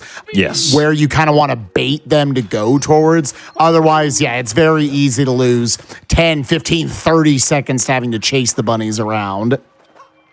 Yep, exactly. Yeah, if you don't accomplish your base movement for those bunnies, you might as well just like throw the run away. It's done. It's too hard. Yeah. Gonna set up right here after he gets this chest moon to make sure that Cappy goes through at a horizontal angle to grab both of those rocket flowers. Because what's great about rocket flowers is whenever you get an additional one, it actually resets the timer of any rocket flowers you currently have on Cappy. So he was able to keep that movement going all the way over here to the Sphinx for one of the most well-documented famous skips in Super Mario Odyssey speedrunning. That is the Moon Cave skip. There's an entire dungeon you're supposed to do here in the moon. We're never going to go into it. Instead, jumping all the way up here to the to the chapel, more triple jumps, more vectoring. Oh, nice little vault. Sexy little cheeky cat vault, just throwing it in because why not? Yeah, when you can, why don't you? You might as well. And here's another one for good measure. Here's another one. Beautiful, beautiful. Oh, it tried it again. Didn't work that time. Yep. Well, corkscrew Tyrone's just down. showing off at this point. Anyone know? Because I would like to know what just happened. Your guess is as good as mine, Tyrone. I don't know what just happened. I just saw a lot of vaulting, and I'm very impressed. But here we go. Final stage of the main game here. We're going to fight against Bowser, and you can see nice little like cap throw triple jump. The idea is that you're supposed to get close enough to Bowser so that that doesn't happen. Oh my god, I'm gonna scream. Tyrone's going to scream. What the fuck is that? Genuinely, this is one of the most impressive Super Mario Odyssey speedruns of all time. And he's going to tell you 2 of my biggest mistakes were on the Bowser fights. That's true. Probably legitimately 1 every 100 runs he'll have a misstep on a Bowser fight, so it's very funny. Speedrunning works in mysterious ways, man. Yep, it sure You does. heard that here, chat. If you want the world record, you just got to have this absolutely sick movement going on in this run. You might be wondering. And also do the Bowser And- fights right. And do the Bowser fight. Just, Yeah, that's all you easy. gotta That do. Easy. When Cappy Mario does the weird noise, It always brings to mind one of my favorite quotes from a guy named Samurai Man, another friend of the show, another 3D Mario speedrunning prodigy. And he says, all speedruns are bad, it's just some speedruns are less bad. And like that really just kind of boils it down for you, I think. God, the speedrunner mentality, dude. Because you always know, because I guarantee you, Tyrone's like, oh, I'm going to watch the VOD back. I'm going to watch back to see like how the commentary went and everything, yada, yada. And right now, he's got myself and Dangerous absolutely tuned out. He's not listening to us. He's going, God, how did I screw up that Bowser fight, man? That's like 15 seconds. Ignore the hour, 17 minutes of just gorgeous movement going on here. it is what it is. And right into the escape sequence. And Tyrone 18 is Oh my God. one of the few runners of all time that is able to just do this next part consistently. It boggles even my mind. This is like beyond top level stuff that you're about to see. So anybody who's familiar with the game knows that there's an upcoming 2D section. This sequence is kind of just, kind of tying the whole 2D nostalgia feeling together, but it was discovered about 2 years ago that you don't even need to do this 2D section. So we're going to see Bowser do this instead. Oh, Yeah. I'm so excited. Why? First try. It's so good. That is First try not every easy, time. chat. Doesn't even Anyone who phase him. knows. Yeah. Yeah. And that's So- one of those like, yeah, Dangerous, go ahead. Yeah, basically that's what we call 2D section skip or 2DSS. It is notoriously the hardest trick in the entire speedrun, bar none. And what he's doing is that stage is like made of segments that fall apart. And if you stand on like kind of the corner area of each of those sections, you can land on them in 3D. So we're finding them basically blind, using only very minimal visual cues to know that we're landing in the right spot, so that you can just kind of climb up the side of it. Save 7 seconds if you get it on the first try. And Tyrone makes it look easy. Doesn't even flinch. Camera, dude, please. And keep in mind, that's one of those, like, this would be the end of an any percent run, effectively. Yes. Ooh, trying to get these pillars right here. He has multiple times to try to get the first 57 in this game, the first 56 in this game. Had to get that at the very end of a run, all of that on the line, in a game with so many incredibly difficult tricks. The very hardest one is right at the end, 2 rooms from the end of the game. It's always how it goes down in speedrunning. And Of course. yeah, just after a while, just build up those nerves of steel and the execution to be able to do it. And with that, nearly an hour and 20 minutes into this, we have reached the credits. We have only collected less than 150 total power moons. So in about another hour and a half, Tyrone is going to go around and collect an additional 350 plus moons. So you can see the way this kind of goes together. Most of this first half-ish part of the run was set up, go through the kingdoms, finish the story, and now we're going to start sweeping through the kingdoms.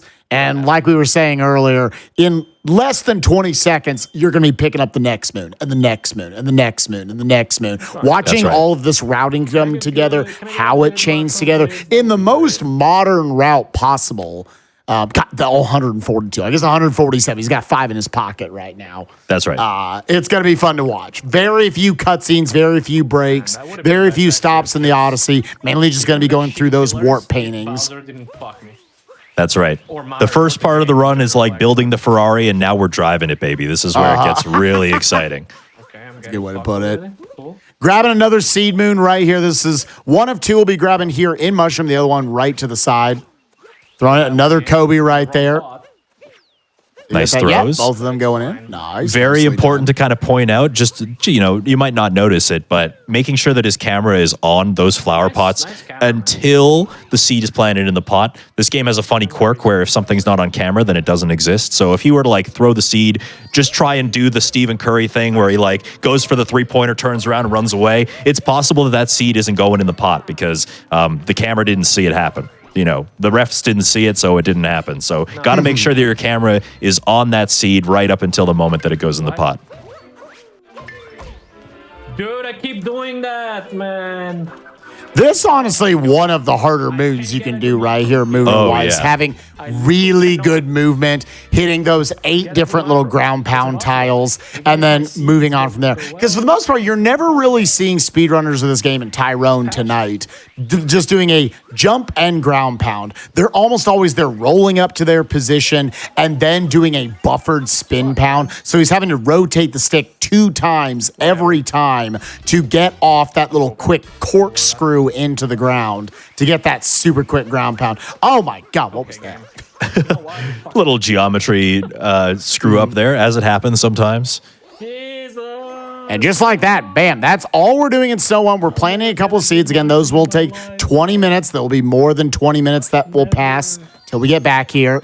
And now immediately going back over to Snow Kingdom, going along the painting chain, let the real run begin. This is exactly where the painting chain begins. So most of the kingdoms, not all of them, but most of them are linked together by what we call the painting chain. And depending on the order of the kingdoms that we chose, it will change a little bit, but the idea is basically the same. A giant loop of all the kingdoms. There's an entrance and an exit, and by the time that we get to Luncheon, it's going to loop back around to Mushroom, so you go like an entire circuit of all the major kingdoms in the game without going into the Odyssey a single time. So you're going to see the moon count in the top left corner there. We're already at 10, and it's only going to just keep cascading down the screen until you get to like 150, where it just kind of gives up counting and just stays as a giant block at the side of the screen for the rest of the run.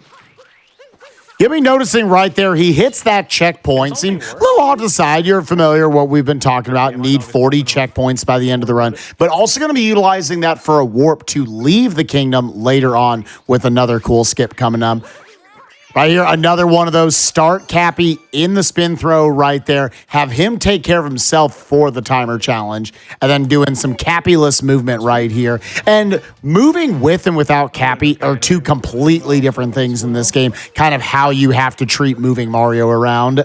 For sure. Yeah, you lose your lifeline if you don't have Cappy. There's a lot of like death-defying jumps where like, you know, at least you've got Cappy, so if you make a mistake, you can kind of just like back out of it just in case. You can kind of bounce to safety, but all of that gets taken away once Cappy's not there, so you're kind of at your own wits.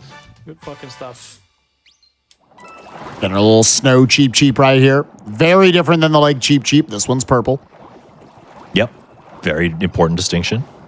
It's got cold resistance. resistance. A lot of people don't know that casually about the game, that any little ground pound moon underwater, you can just come by with the Cheep. You do his little spin right there, or same with the P-switch button for the timer challenge. That also works the same way as a ground pound. Cheeky little turn up of the camera there, and I know exactly why he did it. There's a moon hanging up in the sky by the Odyssey. Just like I said before, things don't appear or things don't exist until the camera's on them.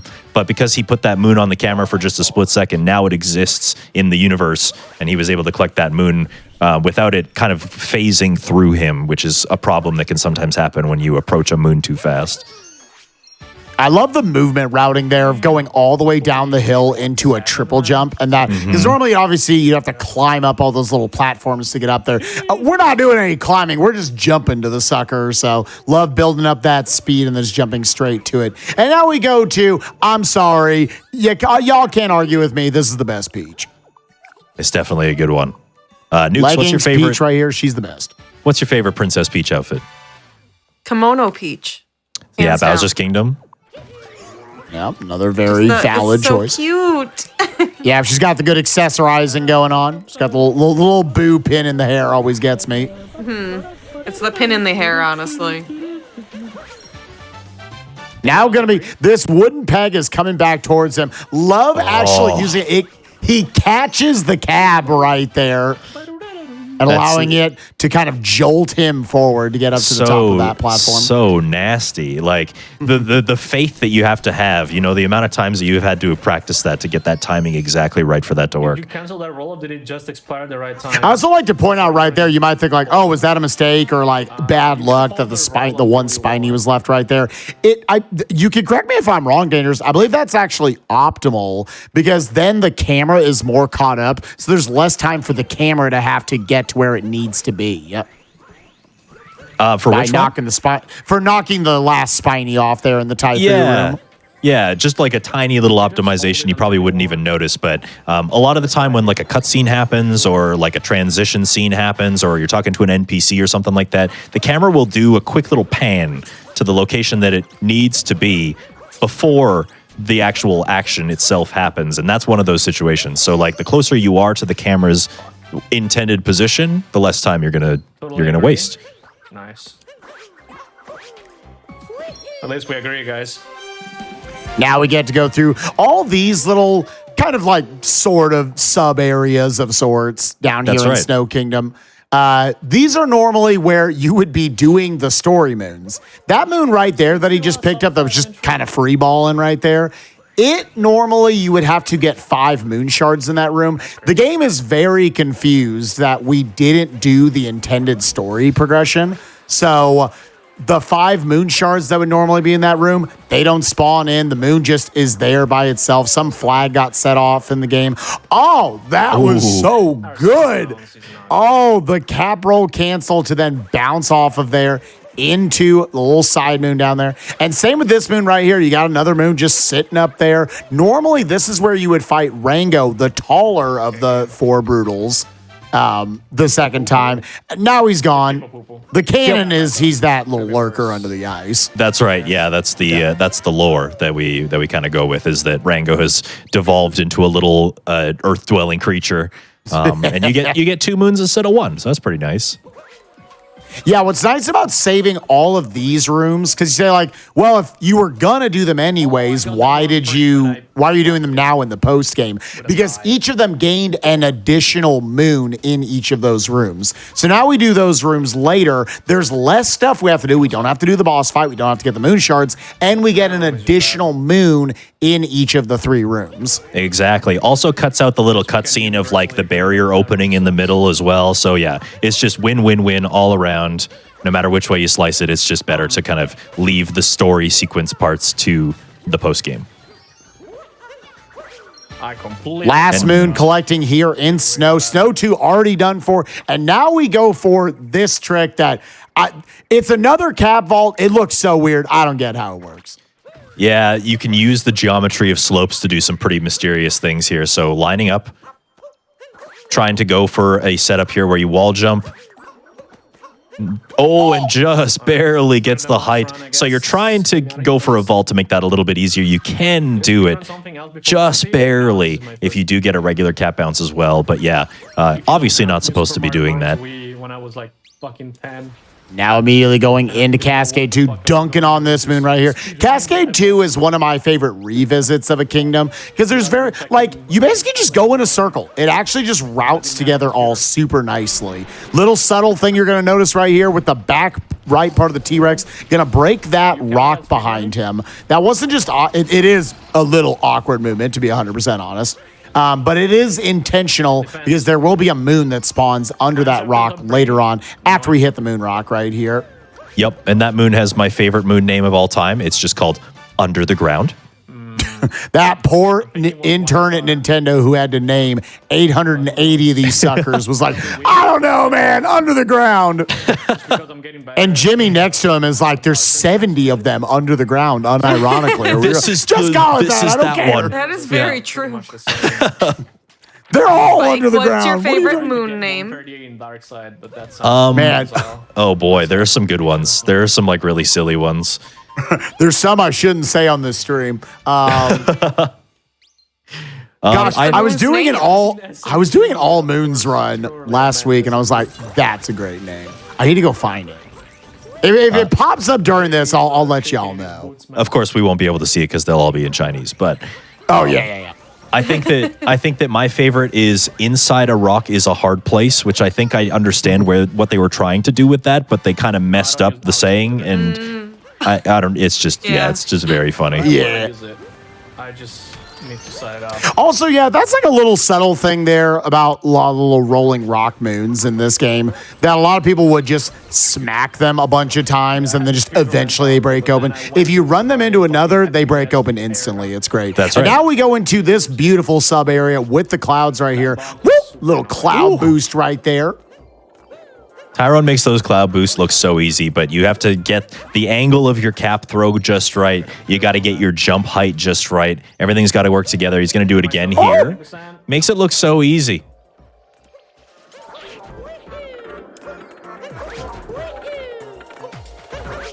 Yeah, and you really got to be very exact with where you're placing Cappy, because Cappy a lot of times will go kind of wherever he wants to go, making sure he homes in on those clouds each time.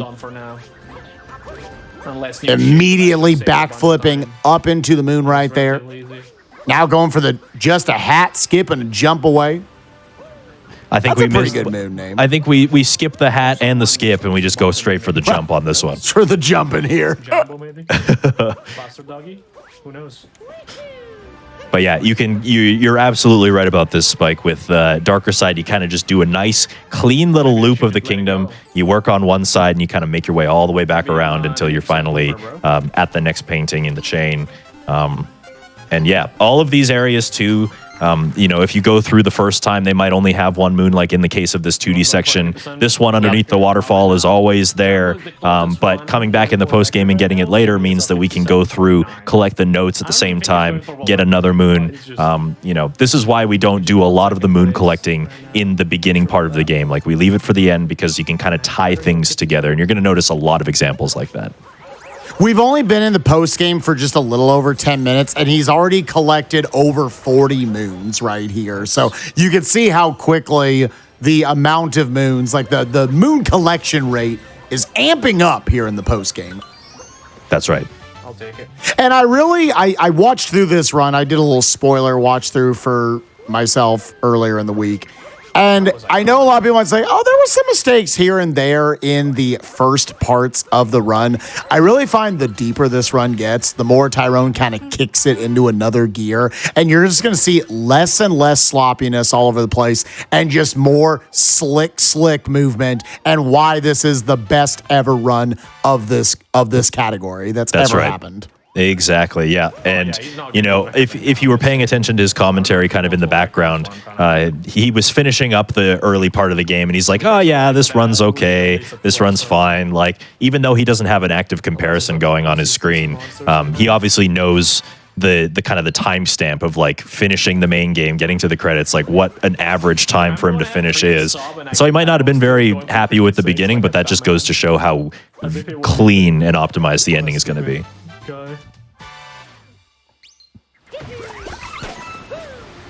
Now coming on for our next tourist moon. The tourist will go to a set order of kingdoms, so you do got to make sure it is kind of convenient the order he goes in, that we're able to make it work in the chain painting section. What a nerd. That's right. There's the moon we got for that late kingdom hint art that we saw back at about the maybe 20-minute mark of the run. About an hour and 15 minutes later, checking it out. That's right. I think that's the one for Lake Kingdom. So we looked at that hint art as soon as we were done Lake Kingdom. Yeah, a good hour and a half ago almost.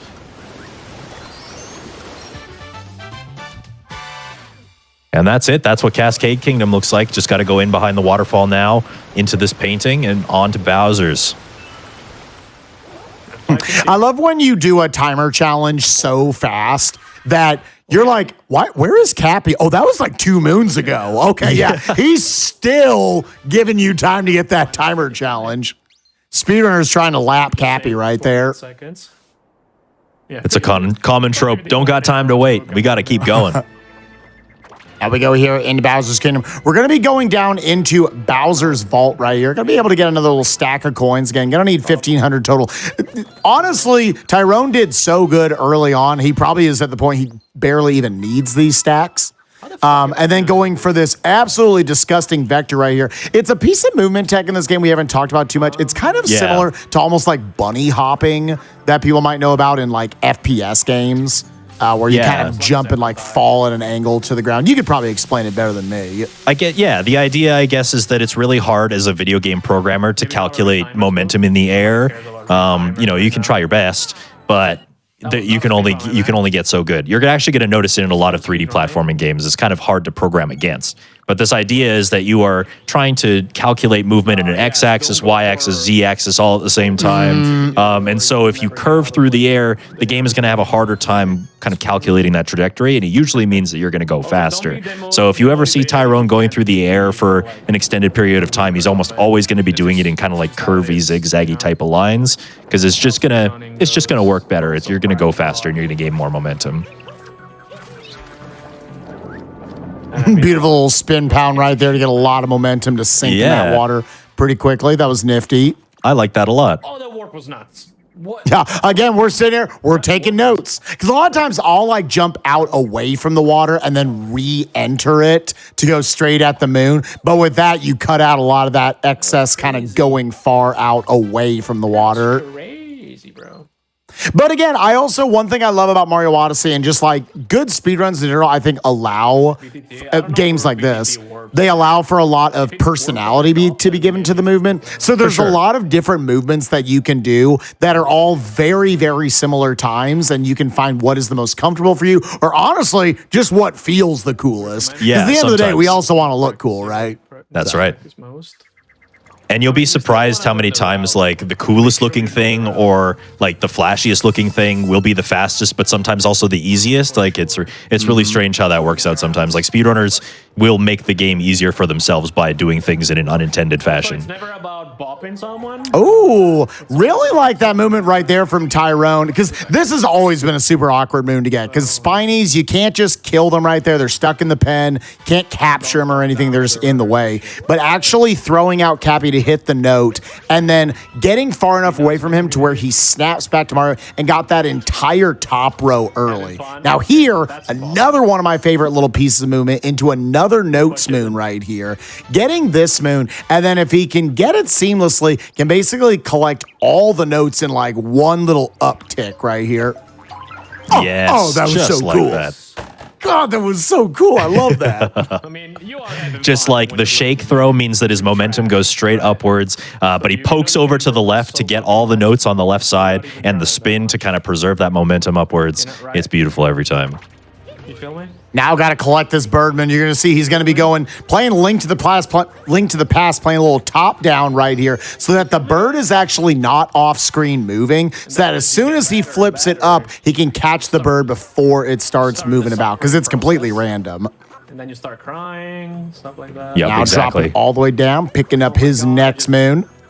I remember when this moon got added into the route, and we were like, there's no way that one's fast. It's like, hey guys, did you know if you go in this pipe and you just drop off the roof, it's just right there.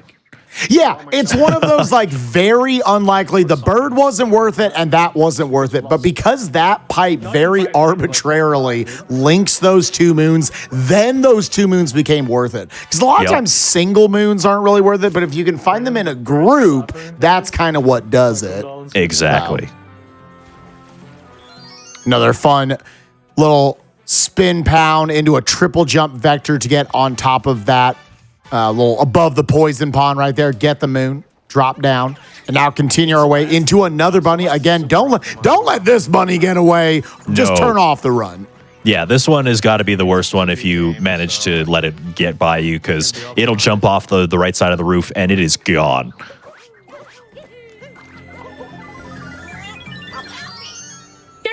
Gabby. If I don't make any more mistakes, we're golding.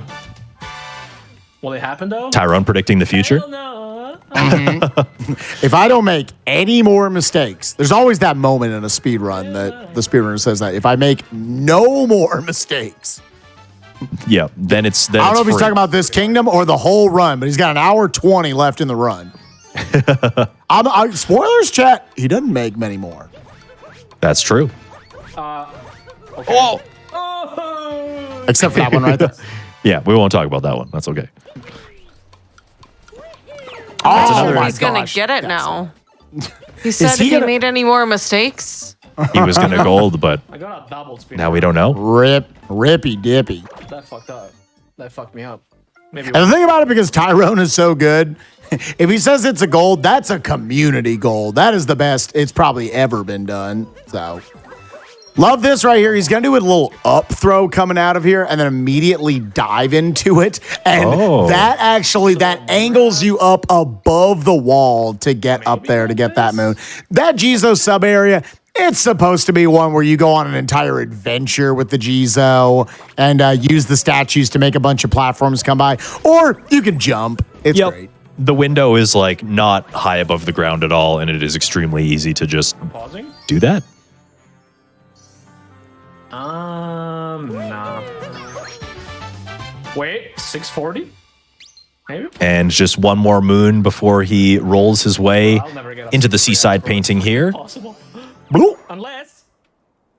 Now, Seaside, I would definitely say, is one of the more, I would say, chill. There's not a ton of stuff going on, but it's really like there's a lot of chill moments, stretches, but then there are big moments of a number of different clips that we'll be doing throughout the course of this kingdom.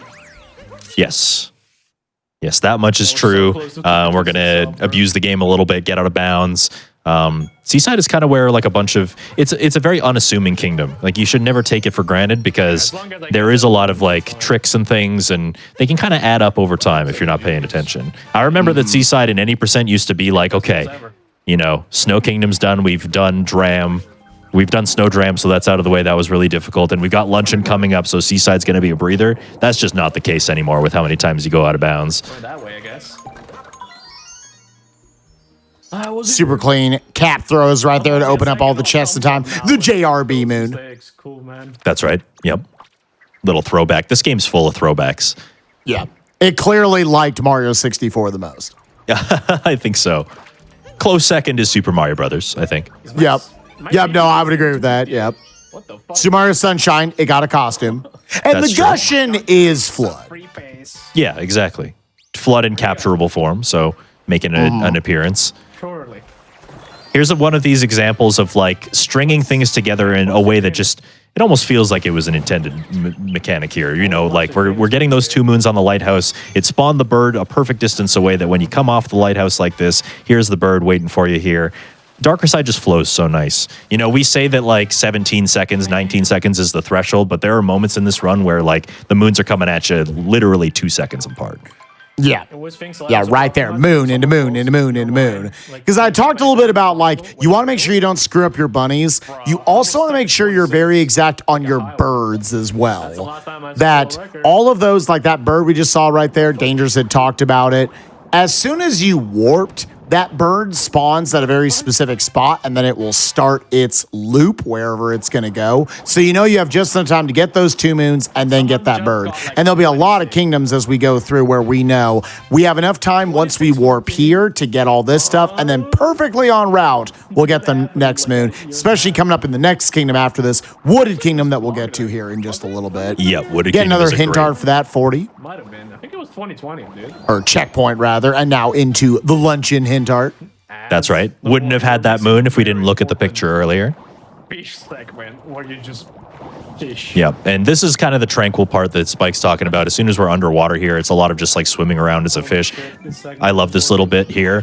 Letting Cappy come boomerang. back to you with the fish in between so that you get the capture without having to kind of bring Cappy back to you all the way.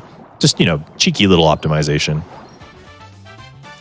Bow. But now after we snag this last little set of moons right here, we're going to be going for the first of two clips. And this is honestly, if we, again, were to rank in difficulty all the different clips in the game, we were talking about that sewer clip earlier in Metro that Tyrone could have elected to go for. That one definitely near or even at the top. This one, the basic fish clip here in the back of Seaside, you would do this in any percent. And I think it is one of the very first tricks a new speedrunner should learn.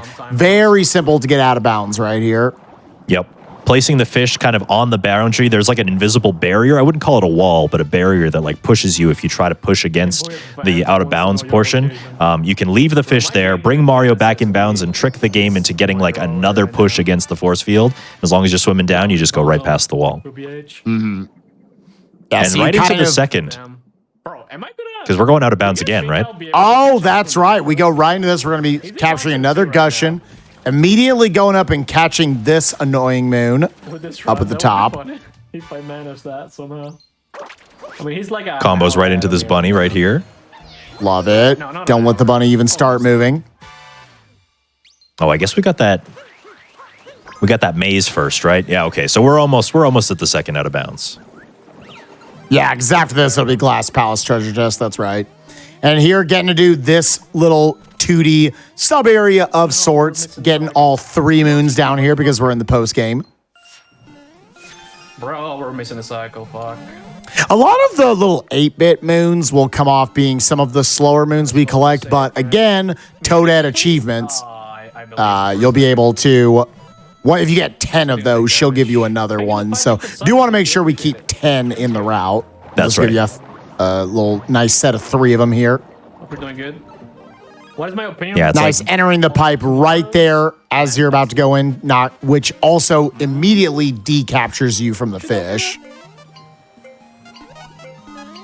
yeah. This movement is so awkward, so clunky. Yes. Little bit hard to optimize considering everything's on a cycle. The Koopas are on a cycle. The platforms are on a cycle, and kind of navigating all of that in a way that works perfectly every time is really hard to do. Just don't fucking die, man. Something. Okay, if I do everything else. Yeah, perfect. definitely one of the more awkward sets. There's a common thing in the community, the BTT, the best theoretical time, where basically almost kind of like a poor man's task. Actually, I won't even talk about that right now, because now we have the fish and dip coming up right here. That's right. Second out of bounds clip here. Most recently discovered as well. You can kind of bonk behind the chest and then shake to open it with good timing. It'll just kind of open the chest, and the opening of the chest pushes you out of bounds as well, which we're going to use to our advantage to kind of cut some corners here. Yeah, it's extremely beneficial. You can see it doesn't even look like you're that close to the moons. Imagine when you do the big shake with the cheap, you like double in size what your Yes. hitbox is in order to like grab moons or coins or whatnot out of bounds. Immediately going and getting another moon right here, which cuts out a really annoying eel cycle you have to worry about. And then just going right back in bounds to get to this moon. Overall, that movement's going to save, that clip's going to save, I believe, about 7 to 10 seconds somewhere in there. Something like that, yeah. It's a pretty significant chunk of time. Something that gets used in any percent as well, just to kind of cut some of the corners. Weird, but fine. Once again, looking up at that moon. Because a lot of times if you're not looking at the moon, you will sometimes have to kind of almost phase over the moon for a good like half second or so for it to Yeah. fully spawn in. But by looking at it, it's now fully spawned in. You're just going to be able to grab it. Coming back to Talking to that whole, Peach. if it's on camera, it doesn't exist, or if it's on camera, it exists. I mean, he doesn't Thing. show up Exactly. very often, One more moon down here, and now into it is. You know what? It's not going to be a great world peace time, but it's time to achieve it. Finally, Try yes. to go for our sub 155 world peace. We Yeah. are going back to Wooded. And remember, when we left Wooded Kingdom, we finished it kind of halfway, got spit back out at the Odyssey, but didn't actually achieve world peace. And the reason for that is simply because this painting puts us in such a perfect position for us, because we're right back at the top of the kingdom. So as soon as we get spit out of that painting, here is the end. We can collect our story moons and then kind of continue the rest of Wooded Kingdom from here. It saves a lot of time from having to traverse all the way back up. I love the integrity of the routing, trying to save every second you can. That little nut that he jumped off of back there, that does have a moon in it, but it is slightly more optimal to get it later on in combination with a timer challenge he's going to get later on in there. Like, I think right at the end of this kingdom. Yeah. So, BPT. No. One of those situations where you kind of have to wait for a certain thing to finish, so you can combo them together to make your time a little bit more efficient. Because as you can see, I don't think I have much time saving. so now I guess going into what is the last boss fight of this run, Torque Drift. That's right. Yeah, J-Pog, bro. Yep, we've got Torque Drift. Torque Drift is probably one of the most sleeper of the fights, I would say. I'm actually kind of curious if the strategy that Tyrone showed me recently makes an appearance in this one, or how recently this trick was found. But there's not a whole lot that you can do to influence this fight or change it. You're basically just hitting the bubbles as soon as they're available. Most of the speed tech actually comes from the capture itself. If you use the spawning platform and you land on it and you jump off it in certain ways, you go from like having these short little jumps that stunt every time you hit the ground to being able to like double your momentum. Yes, here it is actually, right here. You can see that like even before the bubbles come all the way out, he's kind of like walking with it to save that 0.5 seconds. Very flashy stuff. Kind of slow, but it is what it is. Yeah, and it's something to do with like the little uproot dispenser right there. You can maintain your speed off of it. Yeah, like it just behaves strangely with slopes and the way that you jump off of them and stuff like that. It can like change the trajectory of the jumps, and it can change whether you like actually pause when you hit the ground after the jumps as well. And nobody knows why it works, but it certainly does work. Makes the fight go a little bit faster anyway. It's one of those time saves that if you're watching right now, if you're not super familiar with how fast the uproot normally goes, it might not look like anything was really happening, but through our lens right now, it's like, oh my God, that uproot is going so fast. Yeah. It normally is crawling along the ground to get to the next spot it's got to hit. So that's right. You legitimately are like doubling your speed. We don't call him the Speedy Nut Boy for nothing. Little Speedy Nut Boy. Thank you. So now with that, hour 52, we have finally achieved world peace. It's like 2 seconds. Again, like Danger said, it was just more convenient because it cut out all of the climbing you would have had to do up to the end of the story right there. And now we get to go through and reap the benefits, reap the rewards of all of our hard work, all of our hard routing right here, with actually what would be the start of any percent, getting the rock and the bunny there in that beautiful juggling of the rock to stun the bunny and get the rock broken. Now we can make our way over to the shop where, we're finally buying the first of our 2 costumes throughout the run. We're going to be a pirate. Yarr. Yarr. And this is a relatively new adaptation of the route. It was theorized for a while, like trying to fit in some of the costumes to, spice up the run a little bit and see if they were actually faster. I know that Neo, we talked about Neo being like an early router, early pioneer of this category, really wanted to figure out a way to get the boxers in somehow. And it just so happens that there is a way to kind of incorporate some of these costumes. Like even though you got to go out of the way to buy them, they do end up working out in our favor and incorporating another Toadette Moon, in fact. So Yeah, and once again, if there ever seems like there's something that's a little slower, Toadette is the one that is making it worth it. So we need 3 costume moons that are obtained from being in a costume. And the first of those we're going to get is going to be from being in the pirate outfit. So if you like the pirate outfit, we get to be in it. I like the pirate outfit. I'm glad we get to utilize it for a little chunk of the run. Yeah, me too. And you'll notice right before that warp happened was another one of those hint arts. This is for anybody who had that question at the beginning of the run. Why did we choose Wooded first instead of Lake first? That picture was why. That hint art reveals a location in Sand Kingdom, and we're not at Sand Kingdom in the painting chain yet. That's our next stop. So being able to look at that hint art there versus having to figure out a way to fit it into the first visit somehow, it saves about 2 seconds. It's a very minor time save, but it does make a difference.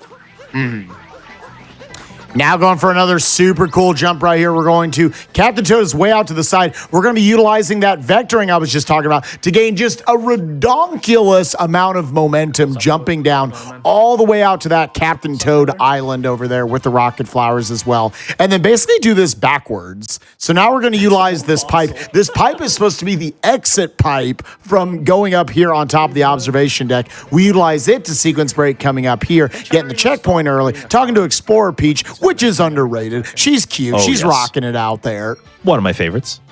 Yep, very good. But you're absolutely right. Like, the way that you're supposed to get up to this observation deck is not through this mean at all.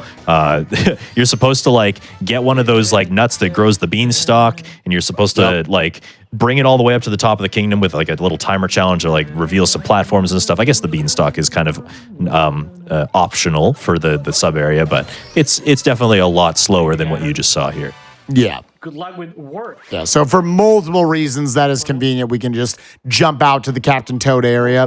Now doing a nice little throw out Cappy, jump into it, and then we can ground pound into the dive, immediately buffering that spin pound to bust open another nut and get our, like, 12th moon that comes out of nuts in this kingdom. There's a lot of those throughout it. And now we're going to be getting our first Goombet moon of this run, where a little like super minor sequence break. She normally needs to look at 8 Goombas stacked on top of each other, but the others are so far away. It's actually slightly faster to go slightly up that right hill to put the top Goomba at eye level with her. And she's like, that's good enough. You're tall enough for me. Sure, take it. There's like, I don't think we do a single one of the Goombet moons properly. I think there's just about every single one we bust open in some way or another, which I think is just kind of funny. But yeah, I also love that Wooded Kingdom, like that section right before, is just a bunch of like, okay, so there's some puzzles kind of hidden in parts of this level, but we just keep hopping off the top of the kingdom to get to the ends of those puzzles without actually doing any of them. Yeah, if you just know where they are, just fall on them. Nice freaking spin pound, man. Now we do another one of my absolute favorite. This is an any % classic sub area right here. The flooding pipeway. Believe it or not, Yep. I actually had a classic sub area, and Tyrone makes it looks easy. He actually does a version of this that's kind of modified from the original. He's going to be beating the regular speedrun strats by about half a cycle. Coming through here, all of this movement is like very well calculated, and you know, if you make any sort of mistake, you miss your cycle, and it's big time loss for you. But he makes it look easy.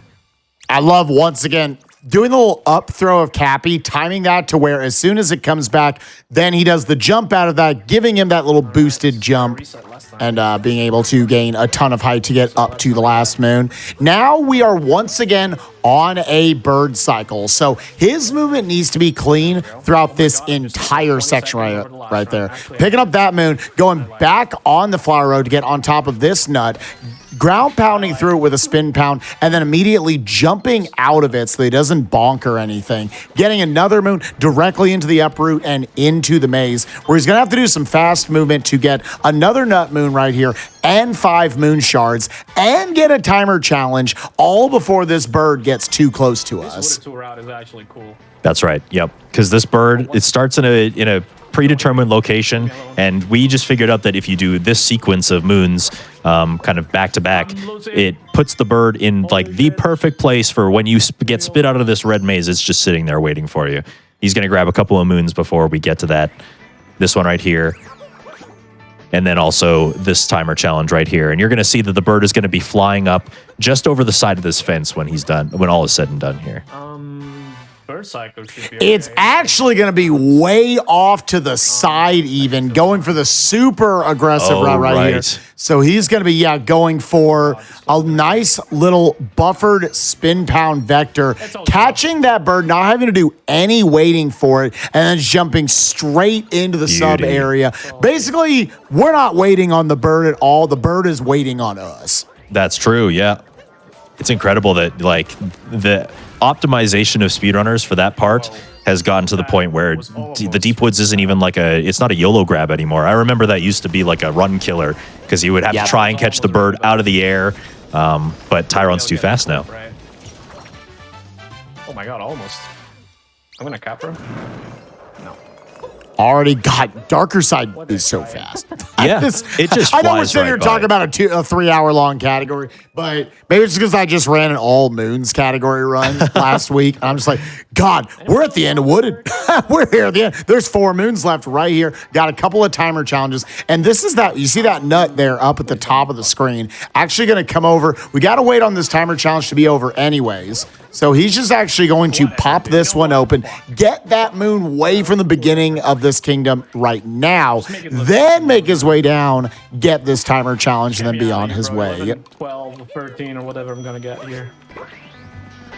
Little corkscrew down, and a cute little up warp right there, grabbing the ledge, and then the moon cut scene actually pushes him down. Little backflip into the dive as he throws down Cappy to start the timer challenge. Oh, I've not seen that. That was cheeky. Oh, that's no. I love how many strats you haven't even seen yet. That's so cool. Because again, for anyone who doesn't know, Dangerous is an incredibly accomplished runner of this game. Sub 1 hour time himself in any percent. Countless had the darker side world record, I believe, back at like 309, 308, 307. One of the 306, I think, is when whatever my current PB was the world record at a given moment in time, like a couple of years ago. But speedrunning is always an evolving thing, and anybody who puts in a lot of effort to something is going to discover some stuff that that just wasn't known about at the time. So I'm taking my notes over here in case I return to this category. Single biggest kingdom in the run. We are now into Sand 2. This is going to be a good 50 moons or so that we're going to be collecting from here. Sand, the biggest kingdom in the run. Yes, in terms of moon collection, I believe you're right about that. If you don't count Mushroom, but Mushroom's got the Toadette, so it's kind of cheating. But there's actually quite a lot going on here. This is a very busy kingdom, very busy part of the run. The camera is being tilted kind of obtrusively over to the side because he's guiding a dog to go find a dig spot out in the distance where he's going to reveal another moon. But again, doesn't exist if the camera's not on it. So you got to watch the dog run into the distance. Also got to catch this bird that is flying over town. You got to make sure that you're there in time or else you're going to miss it and you're going to miss a moon. And then the rest is just collecting moons all over town. It's a whole bunch of chaos. There's 1,000 things going on all at once. And you got to juggle it like it's nothing. Now going to be finally getting another seed moon that we planted back at about the 6-minute mark of this run. That's right. So about an hour and 55 minutes later, exactly, we're picking that up. You can see the dog just getting that moon dug up in time. So it's another one of those where you wouldn't think any of the dog-based moons would be fast enough to be in this run. But if you keep it on screen while you're doing all this other movement, you're barely dedicating any time to it, and then it's just a quick ground pound moon. That's right. And then, of course, I believe this is another Toadette achievement type beat. So you get enough dog moons, you get a free one out of the deal. So, yeah. And more camera manipulation going on right here. He's making sure he's not looking over at the ruins the entire time and just looking over it at certain times because of platforms moving and the bird moving over on the side. Utilizing some very sick tech right here with the Goomba. Oh my God. Carrying that spin jump momentum all the way up to Goomba Dangers if you want to explain Goombas. That's so pretty. Oh my goodness. Goombas are kind of susceptible to vectoring, kind of susceptible to just their own thing. It's very hard to kind of understand what is going on with Goombas, but if you do the vectoring jumps, you kind of zigzag. They're also very susceptible to slopes. There's so much going on with Goombas, and they can just we call them Zoombas for a reason, I guess. Another thing to really point out about this section is that his camera is wildly pointing in different directions. He's looking at this poison swamp over here, and then he's turning around. He's basically another one of those it's not on camera, it doesn't exist kind of situations. There's a bird flying around this poison oasis right now. You can kind of see it creeping around. And he wants it to be in exactly the right position for this part upcoming here. There it is right there. Beetle kind of reverse. A lot of people might be familiar with the famous any % variant on the Jaxie Ruin skip where you get up from the other side with a bullet bill. But there you can just do a beautiful little just landing on kind of the awning right there above the poison swamp and then do a little wall kick up there. And that gets you to that moon early, gets you to Jaxie, and then allows you to try to chain these 3 moons together. The free moon sitting out on the island, the timer challenge that we're doing completely in an unintended way, and knocking out the bird to then turn around and get it. And one thing you got to be careful there with the timer challenge is the camera is super moving against you the entire time. It does not want to look over at that moon. So at some point, you got to really trust the angle on your controller that you're going straight at the timer challenge. And just like that, you said it earlier, Dangers, it's 2 seconds, bang, moon, 2 seconds, moon, 2 seconds, boom. There's another moon. All that back to back to back, beautiful stuff. Just the perfect combination, That's the whole reason that the camera manipulation for that bird was the way that it was, so that you could just kind of combo all 3 of them together just like that. Asserting dominance. What's up, Ash? I don't know what I would choose. I'd rather not die, actually. and then into There's the Oasis just here. always a way, at least in the 3D version of Mario's Moon, there's always a way to just feel like you're converting your momentum exactly where you want it to go. And Cap, the little roll cancels are a perfect way to do that, where you just kind of flick Cappy to the side, and then all of that momentum you have in the rolls are now going into your triple jumps with your P speed. Absolutely, yeah. And honestly, the artistry of 3D Mario speedrunning in general, what makes it so satisfying to do is just that point exactly. Like, you know, if you're just kind of running around as Mario, you know, you can accomplish some things, but it's that continued momentum that really, like, having a mastery of the momentum is what makes a speedrunner in this game. I said we're collecting 50 moons here in Sand 2. We've already collected half of them. Now we're just going to do a little drop down and go in for a couple moons here in the 2D section. It's fucking over. Another place where if we had gone through this normally, we could have gotten 1 moon early in the game. That's right. But now we get this additional Notes Moon right here, which the nice thing about 2D Notes Moon is they both, for the purpose of Toadette, count as Notes Moons and 2D Moons. They actually satisfy 2 different requirements in that regard. I'm just gonna go easy, bro. You know? I'm just going for a leisurely cruise this time, I think. Oh, leisurely cruise, yeah. Missed out on, you can do a cute little double bounce off the bullet bills, so definitely losing a little bit of time right there. I'm taking this wire right up to Princess Peach up here.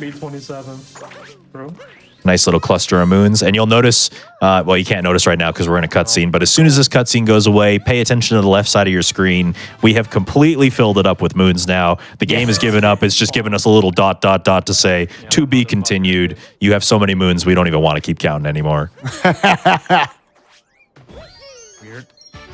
I swear every time I do either a darker side, like an all moons run, I'm sure you get the same thing, Dangers. Oh, does it ever like obscure your vision? You know, all the moons over there. Shocking, at least for me, shockingly, no. It kind of just blends in with the side of the screen. Yeah, that's right. It's just meant to be there. This is how I play the game now. Yep. Shut up, Kaz. Don't remind me. Yeah, the camera stays centered enough on Mario to where they're really never in the way somehow, even though for all intents and purposes, they should be in the way. That's right. Tyron 18, early landings. And this is that hint art that we were talking about that whole time for why we did Wooded before Lake, is looking at that hint art from Wooded eventually gets us this moon now. We had to have Sand come after Wooded in the painting order. Exactly right. Yep. No audio. Yeah, and it would have been okay to look at that hint art at a different time, but yeah, choosing Wooded does save us a couple of seconds, so. I'm like trying to even think of like logistics of how would you time that out to know that that's 2 seconds faster. Yeah, there's a lot of effort that goes into stuff like that. People will genuinely spend their free time being like, okay, so if we put it in here, you just compare the time that it takes to do this without this, but also with this. It's okay, so that's like 2.5 seconds here. And then let's compare it if we do it in this chunk over here with and without. Okay, well, that was 4 seconds. So that means that like this is 1.5 seconds faster. And then, of course, with movement optimizations, it ends up usually being even more than that because new movement will always be unoptimized. So, you know, there's a lot of factors that go into it and a lot of really dedicated people. Like it bears repeating that like speedrunning is a collaborative, communicative a community effort, right? It's not, Tyrone is obviously the executor of this run, but it's on the back of the discoveries and the testing and the routing of the entire community kind of culminating into this masterpiece that you're witnessing right now. And that's what makes it so special too. Yeah, literally thousands of people have run this game, but there are still hundreds of people in that Discord trying to figure out how to save frames and seconds in all sorts of different categories, in nearly 40 different categories every single day. You were going to say, Nukes? Was going to say, I'm a big believer that, you know, our glitch hunters and people who do like the timings and stuff for this and routing, do not get enough credit that they deserve because there's so much work that goes into speedruns. And yeah. And genuinely, speedrunning almost to me should have like a credit sequence at the end of each run, right? Like runner, Tyrone, but, and then it keeps scrolling down like finder of all these different tricks and glitches and everything. And like, it would not be that far off from what you would see in like a Hollywood film where like, man, this thing's just still scrolling. Holy crap. There are so many collaborators. Yep. Yep. One person that comes to mind almost immediately when you say that is like Tuval. Yeah. Like there are people who don't really care to do the full runs themselves, but they just really have a knack for breaking the game open in whatever way they can. To the point where they make some of the groundbreaking discoveries that get used by speedrunners to this day. Like the same person that found a bunch of stuff in Spyro speedrunning is the same person that found like Gelato Beach Skip, is the same person that found the fish clip. It's like, you know, that's just their hobby, but they changed speedrunning for forever because of it. So worth noting back there, that was an intentional death right there. That actually is a few seconds faster to death warp back as opposed to warping back. And now we get another beautiful little capture warp right here. Throwing Cappy back because suddenly you are knocking the hat, the little visor, off of that bullet bill. Now that's the second visit of sand. Now throw it back, jump down. It would normally take a while to climb back up, but instead... God, a good fucking sand. Slurp right back up, and that was, you could hear him popping off about it. That sand was ridiculous. Yeah. That sand was so clean, and it's one of the biggest kingdoms in the entire game. I absolutely love that capture warp. Like, the fact that Darker Side gets to make use of a dram in that exact spot, not once, but twice, it's beautiful. Now we go into our next big kingdom. I know a lot of Darker Side runners have said the hardest stretch of this run is what's it be WSM 2, so Wooded Sand Metro 2. Just 3 big kingdoms, and a lot of the kind of biggest potential time losses are all over these kingdoms. It's very easy to get nickel and dimed all over this run, lose 5-10 seconds everywhere. There's a lot of quarters you can lose in these kingdoms. That's just a good point. Miss one jump to a moon, and there goes like 20, 25, 30 seconds right there. Yep. That intentional death warp that Spike was talking about, for example, should he have messed up the timer challenge and, you know, not gotten that moon before dying, doing that by accident means that he has to make his way all the way back to that poison oasis to do the timer challenge again, because you could get a different moon, but that's a timer challenge, and you got to find another timer challenge to replace the timer challenge moon. Otherwise, you miss out on 2. You can see Cappy, like, just there on camera. Already, he's confident enough into knowing when he's going to get the bunny moon to where he can place Cappy all the way onto the pole right there and know it's going to get him right afterwards. Where if he throws Cappy a little early, he's going to warp away and not actually get the bunny moon. That just takes all the kind of practice in the world to know exactly when that's going to time out. Getting left at the cafe right now. Doesn't really bother me. Nice little fling across the way. I love the little long jump across the, you know, using, you see it in some other 3D Mario games like Mario 64 even, where like you can kind of cancel Mario's current movement by like clipping onto like the side of a fence or something like that. Yep. We're just going, bro. Yeah, you kind of scrape over the edge of the railing right there, and it gives it to where you still have almost like better momentum coming off of it, and you have better control falling down.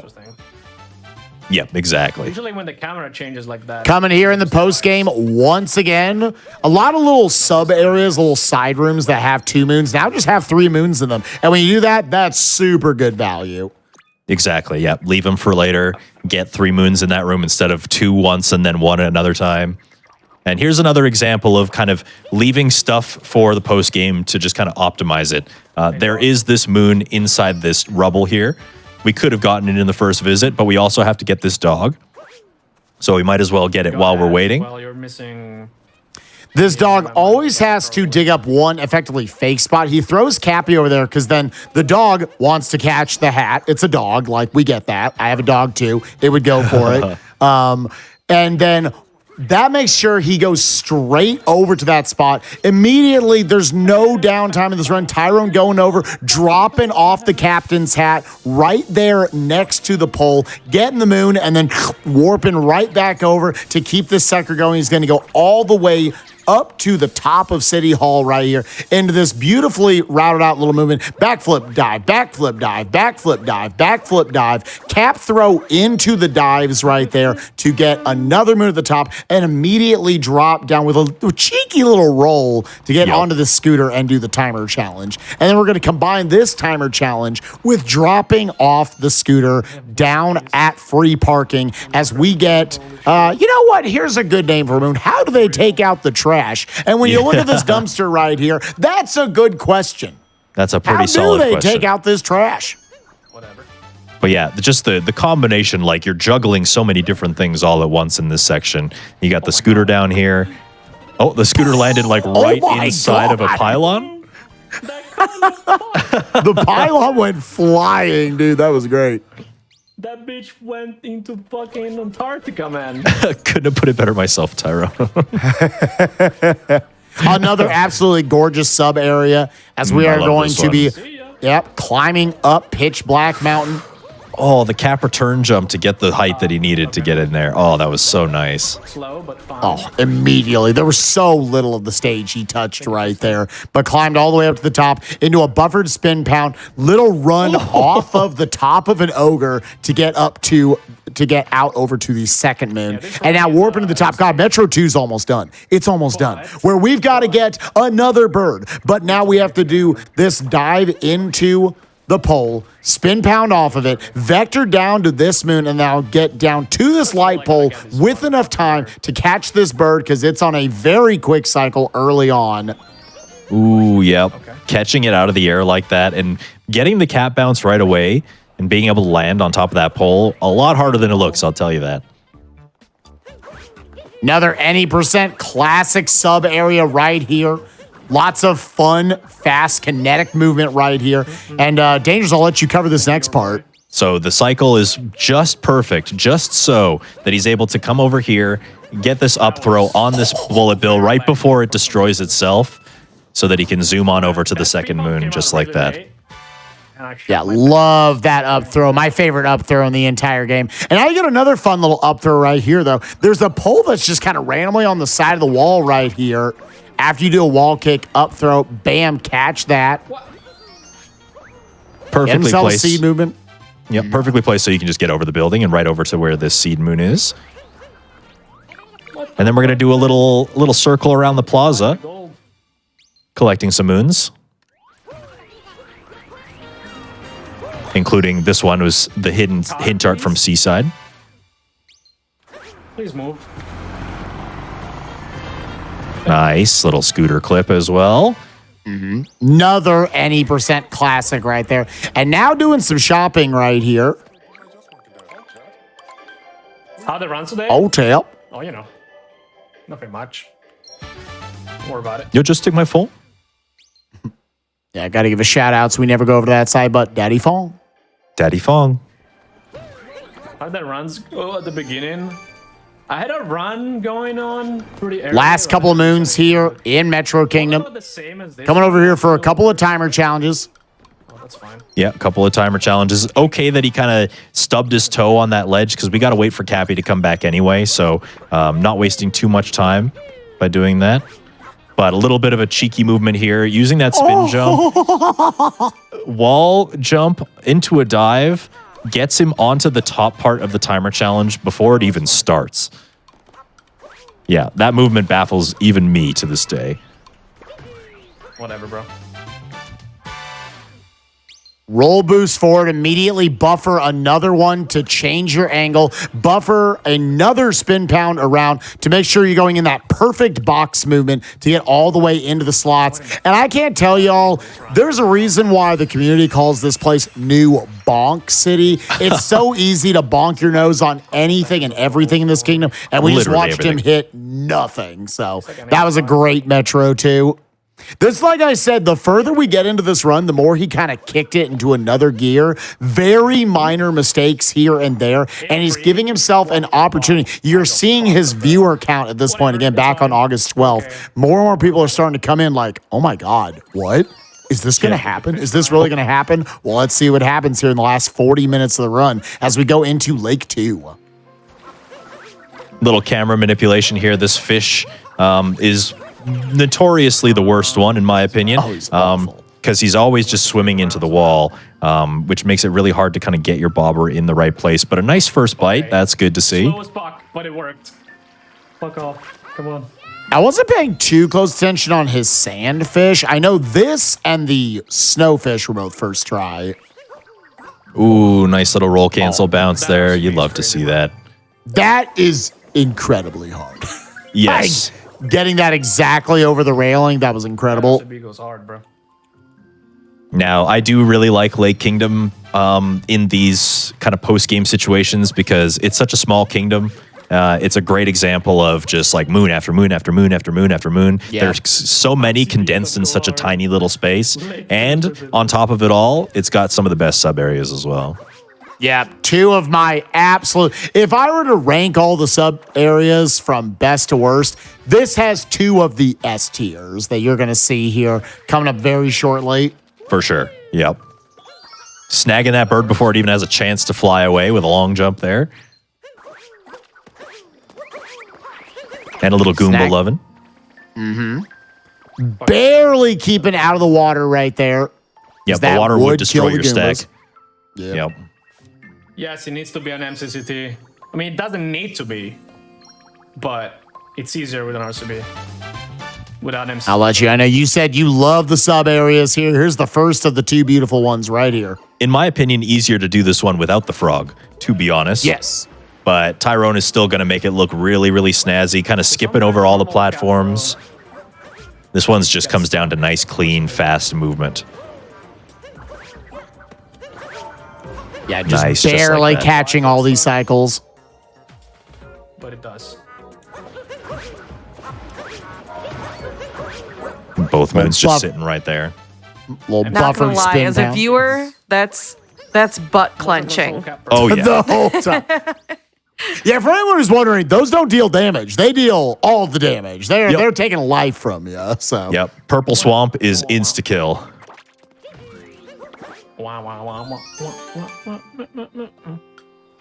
Oh, yeah. Good movement there. Very nice. I like the spin throw, roll cancel into the dive. Cancel bounce.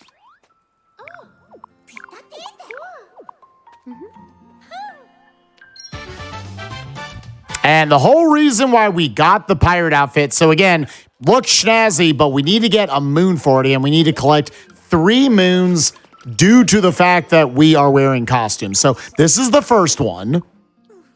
Little NPC moon. It's honestly always been known that there were 2 moons that were fast enough to get without it. Oh, I love the corkscrew right there. Getting Nice. that Metro Kingdom art. All right, off the clip time. Yep, little hint art action. Again, just makes it really fast. Oh, and we're going for the clip here. Yeah. So this counts as an outfit moon, even though we're not stripping down to our skivvies. You're supposed to be wearing some kind of swimwear, but instead you can kind of just like clip through the wall there and get into this area just fine. Try or something. That And one, this is what makes the costume moons work in the route. Because Exactly. otherwise, there are 2 that you get from the pirate and the mechanic's outfit later in Luncheon Kingdom that are both like, they were always good enough. Nice little weird camera manipulation you can do right here to talk to this little NPC and get her moon. But there was never a third moon that really worked to kind of make the Toadette aspect of it work at all. That's right. Until they justified you can do that outfit clip. And which, technically comes from a costume. We didn't buy a costume that is related to it, but the game doesn't know that. It just sees that you got the moon. Yep, exactly. And all the game needs to know is that you needed an outfit to get it. And this is what we were talking about, like Neo really wanted to route in the boxers, figure out a way, because there's also a moon in Snow Kingdom that requires you to just have the boxers on while you're in snow. So they were talking about like maybe you get enough coins, you'd be able to do it, but it was just never feasible until this route was discovered with the clip. So yeah, to know so like the pirate outfit and the mechanics outfit, each of these cost 200 total coins. The boxers are $1,000. Yeah. So, you know, we'd have to figure out how to route that in a pretty nutty way. All right. So good. I love this sub area. A lot of like trying to climb on the ledges, but don't even need to grab onto any of the edges here. Using the flower platforms. Good, well-timed dives to just land on this edge here as well. It just speaks for itself. It's just too pretty. So good, dude. Yeah, I love this sub area so much. Yeah, that's up there with like the luncheon climb for me, fork flicking, which we're about to see fork flicking very soon. That's right. Yeah, and just like all-time great Odyssey movements, moving through there optimally. Like, there's a number of safer ways, obviously, that Tyrone could have done that. You can do a little bit of shimmying on the wall. You can do a wall kick. He never kicked off the wall going around that corner. Just a full extension of every movement in Mario's arsenal to make that work and save every frame possible. Absolutely nuts. It's just so fun to watch. Couple other sub areas in this kingdom as well that are going to be real fun to see. Suck my code.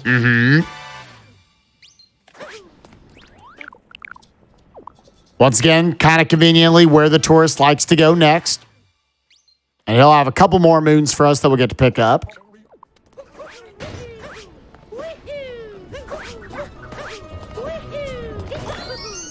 And some reminiscent any percent movement here on our way over to the moon rock. Just got to do a nice little roll cancel there. Preserves the momentum with a vector, as you can see, to get all the way over to this island in time that he can capture the lava bubble and also get the moon. Absolutely no business.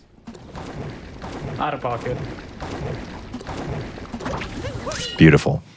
I'm just curious. And And again, remember, in case anyone wasn't catching that throughout the course of the entire run, those moon rocks that we're hitting, those are what are spawning in all these extra moons. And you have to have brought peace to the kingdom in order to be able to hit those. But that being said, let's go into one of the first great speedrun sub areas, fork flicking. good old fork flicking detour. Everybody knows this one from the any percent route. And it's just a bunch of shaking the controller to get those big boosts and then like up throws all the way around. God tier ending. Yeah, perfect.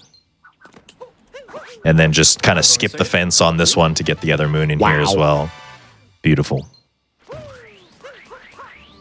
I don't want to. Yeah, beautiful series of up throws. It's also using like a subtle little, probably semi-unintended mechanic that I don't even know completely how to describe it, but basically you can like dive as you're doing your cap throws as well. And it'll just kind of speed up the warp animation afterwards. It's bizarre. I've never completely understood it, but it looks real fast, looks real cool. And now this looks death-defying, flying over the Pepto-Bismol with both of these turnips, planting both of those, so we're going to have enough time to be able to stop and talk to, in my opinion, the number 2 on the power rankings of Peach's outfits. Overall, as Peach, it looks great. And now I'll be able to come over and get both of those moons coming out of the turnips. Yeah, I was going to say probably my favorite Peach outfit, this one.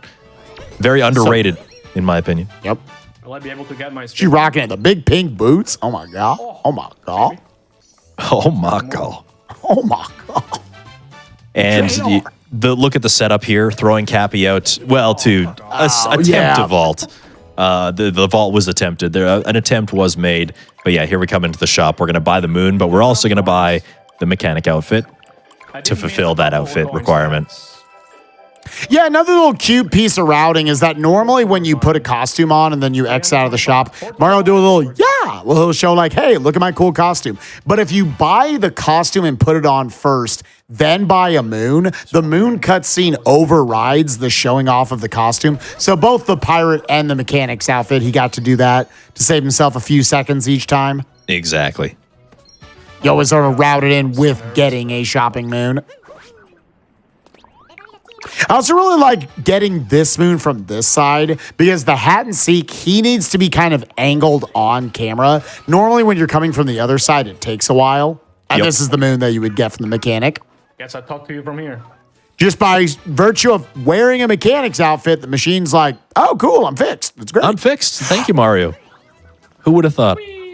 Oh my God, and we're about to do this sub area coming up. I just realized what's coming up. Oh my God. Oh, yeah, Volcano Cruising is in this route, isn't it? Yeah, he did not skimp out on this. By the way, all three of the slots moons are cool. You can just buffer a spin throw of Cappy, and it's just wide enough. It gets harder each one you do to catch all of them. The up throw into the my gosh, the nasty movement here. The movement to even get over here, and then this is the movement. It is supposed to be an auto scroller. We're not riding that sucker the whole way through. Oh, that up throw is really nasty. Oh my goodness, he does it without the bonk and everything. Yes. Oh my gosh. Oh my gosh, man. No way. Oh, okay. Well, I gotta watch that again later because that was real nice. yeah, that was really good. Like, yeah, skipping the auto scroller portion, but he probably saved 5 seconds on my attempt at that. That was nasty. Right. Holy. That was a sub area that for a long time people were like, okay, we do have a way to skip the auto scroller, but it's out over there by itself. It was like the movement had to be good enough to even get over there to justify it. They found good enough movement both inside the pipe and outside the pipe to justify, yes, if you want to go for the toughest, by the way, nice moon dump. If you want to go for the optimal strats, this is what it is. Boing. Womp. 400. I love that it goes to exactly 400. That's so sweet. We got 100 left. You two, 31. What's that? You two made like the most opposite noise for that. Womp. Womp. Boing. Womp. Boing. So you'll remember that we were talking about the painting chain before. The painting chain is a giant loop. Luncheon goes and feeds right into Mushroom Kingdom. It was determined like way back in the day that by instead of continuing the painting chain all the way to Mushroom and doing like Luncheon all in one go, it was actually faster for text box reasons to kind of leave at Luncheon Kingdom and then return again later to kind of finish the painting chain and end the run in Mushroom Kingdom. So that's what Tyrone is doing here. We're going to go ahead and take a visit to all of the kingdoms that are not included in the painting chain now. Really? I got it. Really like the kind of modern variation they've started doing where instead of going straight at the gate where the stupid frogs are over there, you actually kind of loop a little bit to the right side and do the triple jump vector off of that fence. And that allows you to honestly get more distance because of the vector to where it makes it a little bit faster and a little bit safer to go off that death sign over to the moon rock. Still a very death-defying jump, still scary, but yes. Tyrone makes it look easy. And speaking of death-defying, Jinx, you owe me a Coke.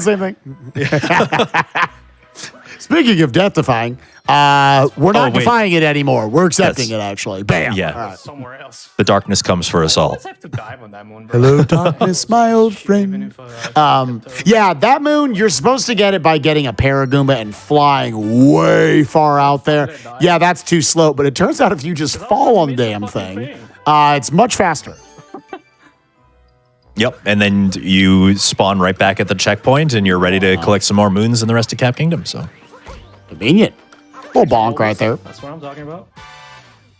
We got to point out the 9 mistakes that happened in this run. Yeah, we wouldn't be doing our job as commentators if we didn't.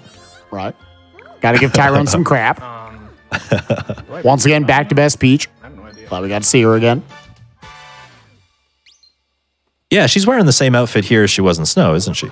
Yep. She wears it there, and in Moon Kingdom as well. Yeah, okay. We won't be talking to her in Moon. You'd have to do.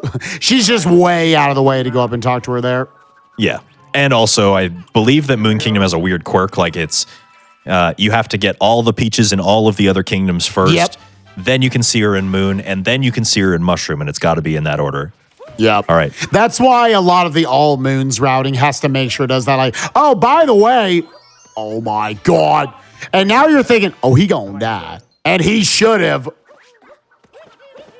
No way! What a jump, dude! Oh my goodness! It's the same thing that happened to Ganon that we watched at SGDQ. Absolutely, like you said, just juggling midair. Like, okay, I'm gonna do a cat bounce. I'm gonna throw it. I'm gonna do the little hat twirl when it comes back, and then I'm gonna throw it again, and I'm gonna dive to it, and barely get on the bill of the cap, and that is just enough to save him right there. Nasty. I don't care. After, once again, another death-defying jump, jumping out to the bird right there. And another one. Just another one, and another one, and another one. We like hanging over the fog and, making everybody gasp. God, at the highest level, Darker Side really is just like every minute or two, you're like, oh my God, Run's gonna die right here. Reminder to spin the hat, get a prize. That's right. I learned something today. I did a Talk to All Moons run last week. Apparently, while the hat is spinning, if you bonk Mario into the spinning hat sign, it stops spinning. Lost, bro. What? I learned that by accident, but it's certainly a thing. How long did that take you the other day? Just over 12 hours. Pretty good, honestly. Yeah, all things considered, I had a lunch break in there too, so right about estimate. As it turns out, talking to a bird is kind of a slow thing to do for 880 moons, but we got there. It was super fun. Don't recommend it to anybody, but it was super fun. No one should ever do it, dear God. Yeah, please do not. So next year. Next year. Yeah, it's just how I'm going to Special celebrate my edition of birthday GDQ. now. I don't know, Lucid. I don't know what's happening. Yeah. Tyrone is by the freaking way, out. this whole time we're doing some commentary here. Tyrone's freaking out. Tyrone's like, oh my God, I'm minus a minute 50, which at that point, again, his current world record / PB in this is 3 hours, 1 minute, and 43 seconds. So if you're doing the math right there, he is on sub 3 hour pace with just a few kingdoms left to go. If he can avoid the mistakes, this can do it. Months ahead of schedule can become the first ever sub 3 hour time in Darker Side. It could. Every knows? show of this, I always ask my runner, so at what point did you start feeling like it's the okay. nerves, like that this could be the run? And I think that might have answered it right there, him going, I'm scared. Yeah. There were some like minor inklings of that in like Luncheon Kingdom about 5 minutes prior. So it's already kind of setting in. And like, if you look at the delta, that pace is insane. Yeah. Yeah, by the way, Tyrone, not just an amazing speedrunner, he's hilarious. I love Tyrone. Oh, yeah. Just an absolute joy to be around. And a very supportive member of the community. Like, I really don't think he has, like, any sort of, like, an ego issue in any way, which, like, he totally could have with being the best at one of the most popular speed games out there. He's very supportive of other people getting into it. Like, yes. Yeah, Tyrone, a great kind of a pinnacle of the Mario Odyssey speedrunning community. For sure. Just Chat, like... Please go follow Tyrone. Yes. Yep. Yeah, he deserves your love and support. Yeah. He fits the bill for like what speedrunning ought to be, a community effort. He really he exemplifies that so well. The Spike little Vegeta. Spike Vegeta shuffle. I came up with that movement. I did. Again, it takes a village, dude.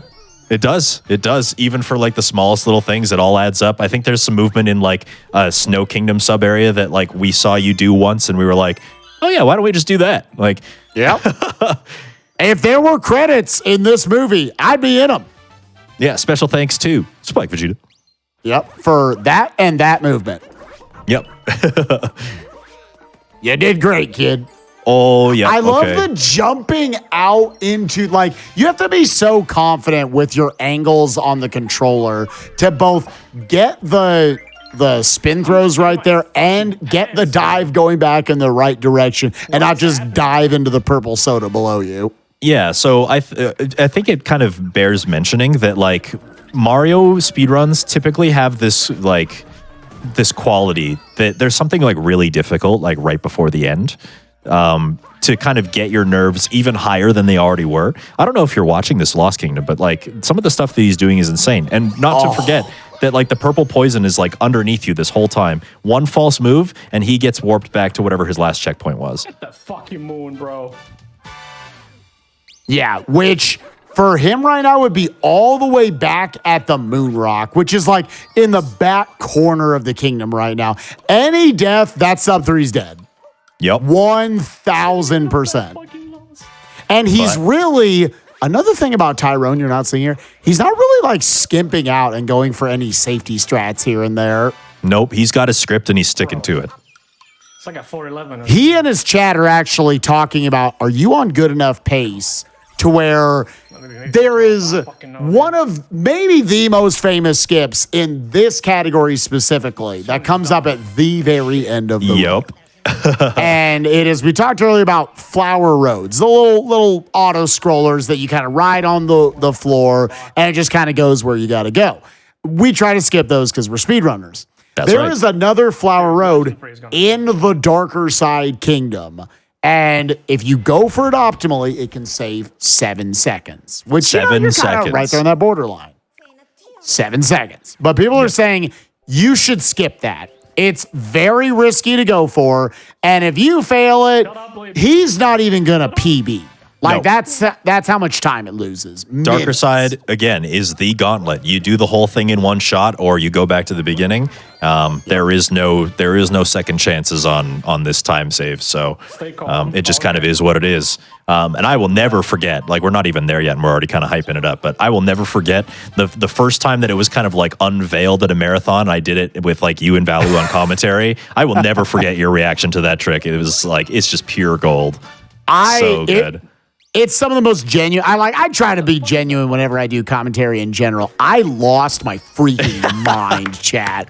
I could not believe it. And Danger's, of course, the absolute gamer he is. You did all of it first try. There was no missteps at any point. And that's what Tyrone would have to do if he wants to go for it here. It's got to be all clean, and you got to be confident the whole way through on it. So now that you've kind of gone through and kind of done a little bit of cleanup of the kingdoms like Lost, Cap, Moon there that are not part of the painting chain, now we're going back to the painting chain. We're going back to Luncheon, where we're doing the second half of all these moons here, and then ending with the moon painting, sending us back to Mushroom to complete our moon count. So we're down to the final 3 kingdoms of the run, chat, starting off here with that classic triple jump off the salt pile to get up to that first moon and then into the lava bubble sub area here. Another very satisfying one, yeah. So you can kind of see, well, actually you can't see, we go too fast. You don't even see like the little blue grates that like very slowly follow this like wire track around. We don't have time for that. We're just going to use the lava bubble captures, bounce our way up onto this platform in the middle, recapture that lava bubble so that we can go in the cannon and just kind of skip the entire thing. I still want you to at some point make like YouTube content or something. Rank all the sub areas. Oh man, yeah. Oh, yeah, what would even be the best?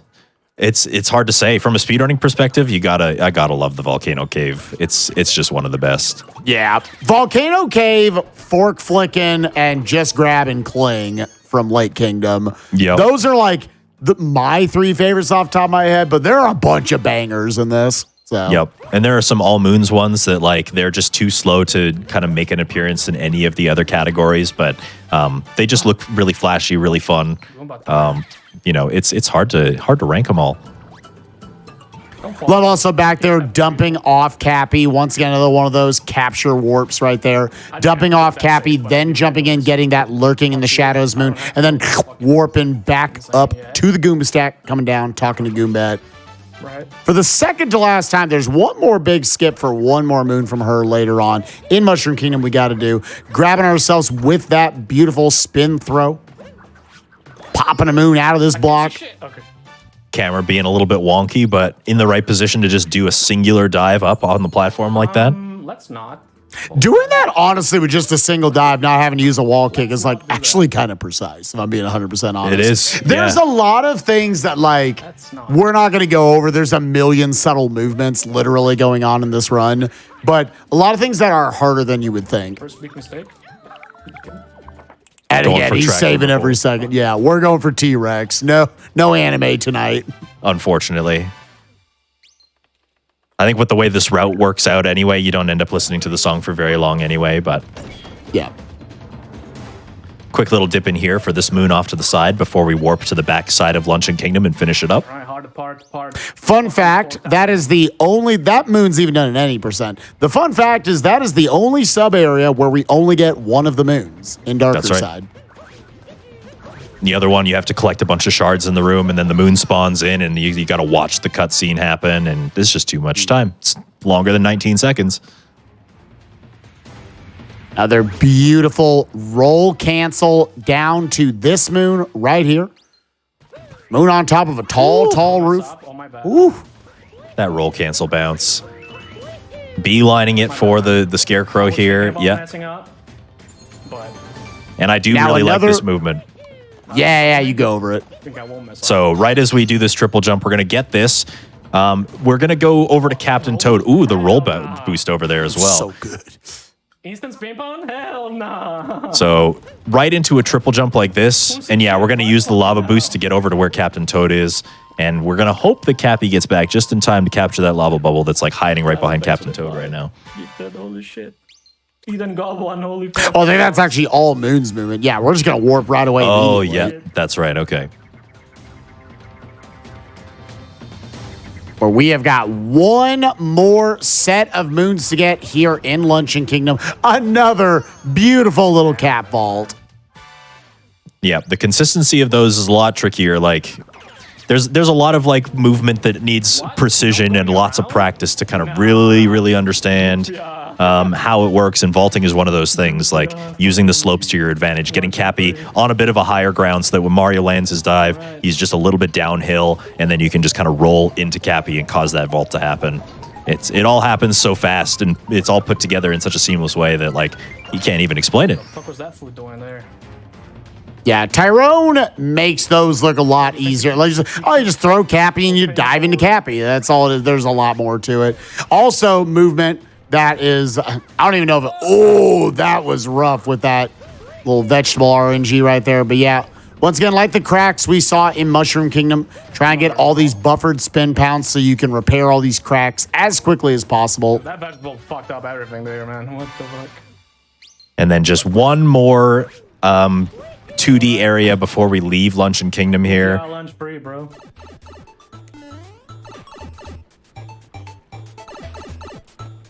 Gonna try to build up that speed, jump off the question mark block. One health has to make sure that that fire doesn't hit him. He was fast enough to where it was well behind him, eating his dust. And now we can finally complete our painting chain journey, and we're into Mushroom Kingdom. And Mushroom is going to be a Final- lot of cleaning up the loose ends. Yes. Yep. Final two kingdoms right here, going up on the rooftop Can you like of Yoshi's house. And you can hear it in his voice. He is freaking out right now. He's saying, oh my gosh, I can't lose 1 second anywhere. I just got to keep going. Yep. Don't want to waste any time. what the He's kind of just losing his mind. He knows what's possible. He can see in his best possible time. He's just kind of holding his breath and hoping for the best. goofy mushroom too? You get to the point where you're just like, oh, NPCs, talk faster, please. Uh-huh. Even though it's always been the same speed, you can't make them go any faster. Hoping you discover something new along the way. You're like, oh, I just saved 20 minutes. Let's go. And the tension's gone. But no, if only it were that easy. The final shopping moon. So yeah, all of that, he was only 118 coins over at that point. That was the last thing he needed coins for. Nice little up throw right there. There's a lot of different reasons why sometimes you'll use up throws instead of forward throws. One right there for the up throw was so you don't hit Captain Toad in the face, because then the NPC won't talk to you. You want to make sure it's up in the air so it's just out of the way. Yeah, and we were kind of talking about Shirane bounces. Shirane bounces can kind of happen by accident if you're spaced perfectly. So sometimes avoiding an accidental cap bounce near a wall when you don't want it is avoided if you use an up throw instead. Yep. Final 2 seed moons right there. Spin throw moon. One more timer challenge here. Something about the way that he got all those flowers seemed really fast. Like, I don't know if maybe the dive kind of provoked a faster pattern for him or something, but... Fucking missed the scarecrow. I don't give a Yeah, fuck. that was very slick. Missed me with Normally meant to get this timer challenge with like the scooter. We're just going to roll all the way there. Yep, And rolling is now perfectly for fine. one more kind of notable skip here in Mushroom, we're actually going to be capturing. Once again, they want you to, in order to go talk to Goombad here, they want you to unplug all the corks in the moat. They want you to stack up 10 Goombas high. That is way too many steps. We're not going to do anything in the moat, and we're going to get one Goomba, and we're just going to jump over the sucker with another slope jump. Bam! Just like that. Yep. Momentum is crazy for Goombas, and you can use it to just cross that gap, no problem at all. Now, of course, if you miss that, you lose about 20 seconds, and the dream of the sub 3 is dead, but timer makes it look easy. You want another great cap vault? How does that one make sense? I don't even know, man. I didn't even know that was a thing. Writing that one down on my notepad as well. Why not? I remember watching him practicing on his alt about a couple weeks before he got this run, and he found that somewhere that someone had thrown a strat video somewhere, and everyone was just like, "What is this strat? Like this hidden strat that a lot of people didn't know about?" That cap vault makes no sense. Not at and all. And now we're at the Toadette portion. And I always throw this out there if people want to play along at home. Mario, every time he gets a new moon, he will hold up his hands in little palm out, the peace sign up, or like a fist in the air, like, yeah, we did it, cool. All different shout outs to different Mario, 64, Sunshine, the Galaxy games and whatnot over the years. Turns out those are basically rock, paper, scissors. So you can play rock, paper, scissors with Mario. If you've already watched this video, you can cheat. I don't know what's coming up right here. So I'm going to say I'm going to throw rock. Yeah, I don't know. I don't know what. And I'm done. I'm out. I do think now is a great time, if you're in chat and you haven't already, go give Tyrone18 a follow. I just shouted him out in chat, so it made it very, very easy for you. Absolutely legendary at Mario Odyssey, as we've seen tonight. So definitely deserves the follows. Super, super great streamer. Also, Spike and Dangers as well, if you're not following either of them. Keep that bitch, dude. Also legendary. To be fair, They do a lot of this, they do a lot of other things, Mario, and definitely both of them deserve your follows as well. Yeah, Speedrunning Dangerous, across what are your current projects? What have you been doing on stream? Well, I mean, I'm an Odyssey speedrunner to start, but I've been kind of branching out into a bunch of different Mario avenues. Mario's kind of my thing. I don't know. I just reminds me of my childhood. You can't tear me away from it. So I got Mario World and Mario 64 on my channel. So if you like varietal Mario speedrunning, I'm just trying to improve all over the place. Heck yeah. I just love hearing it in Tyrone's voice right now. He's trying to keep calm. It's about 4 minutes of just talking to Toadette here, getting all those achievement moons. And you can see how this kind of pays off for the routing at the end that, anytime, maybe the 3 slots moons were a little slow each to get, but you're getting a 4th moon on the back end that's 8 seconds. Maybe the 3 shopping moons are a little slow and they take getting some coins here and there. You're getting a 4th moon on the back end of it that only costs 8 seconds. So on and so forth all over the place, where that Toadette is kind of annoying for speedrunners, but also makes for very interesting routing. For the entire game is kind of building to this moment that fills out your 500 moon count as we get 32 moons from Toadette right here. She total gives 61. So if you're doing all moons, this is 8 minutes you're talking to her at the end. About double the time. She has some completely unhinged moon objectives.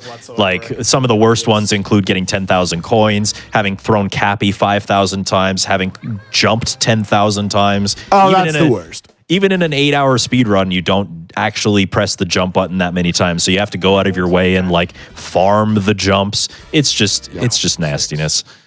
Yeah. That will till the end of time, until we find some way to like trick her into just giving us that moon. They've actually, top level speedruns of all moons have found a way to never have to farm throwing Cappy, like just stop and farm it. They found a way to fit 5,000 cap throws, believe it or not, into the run. Jump farm, you will always jump farm. Yeah. You will always just have to stop and figure out how to farm 6,000 or 7,000 jumps at some point in the run. And that's it. 500. He's freaking out. I can't even open the map right now. So going back to what we were saying, we just dumped it. We're about to hit our 500 moons. We are going to the final level.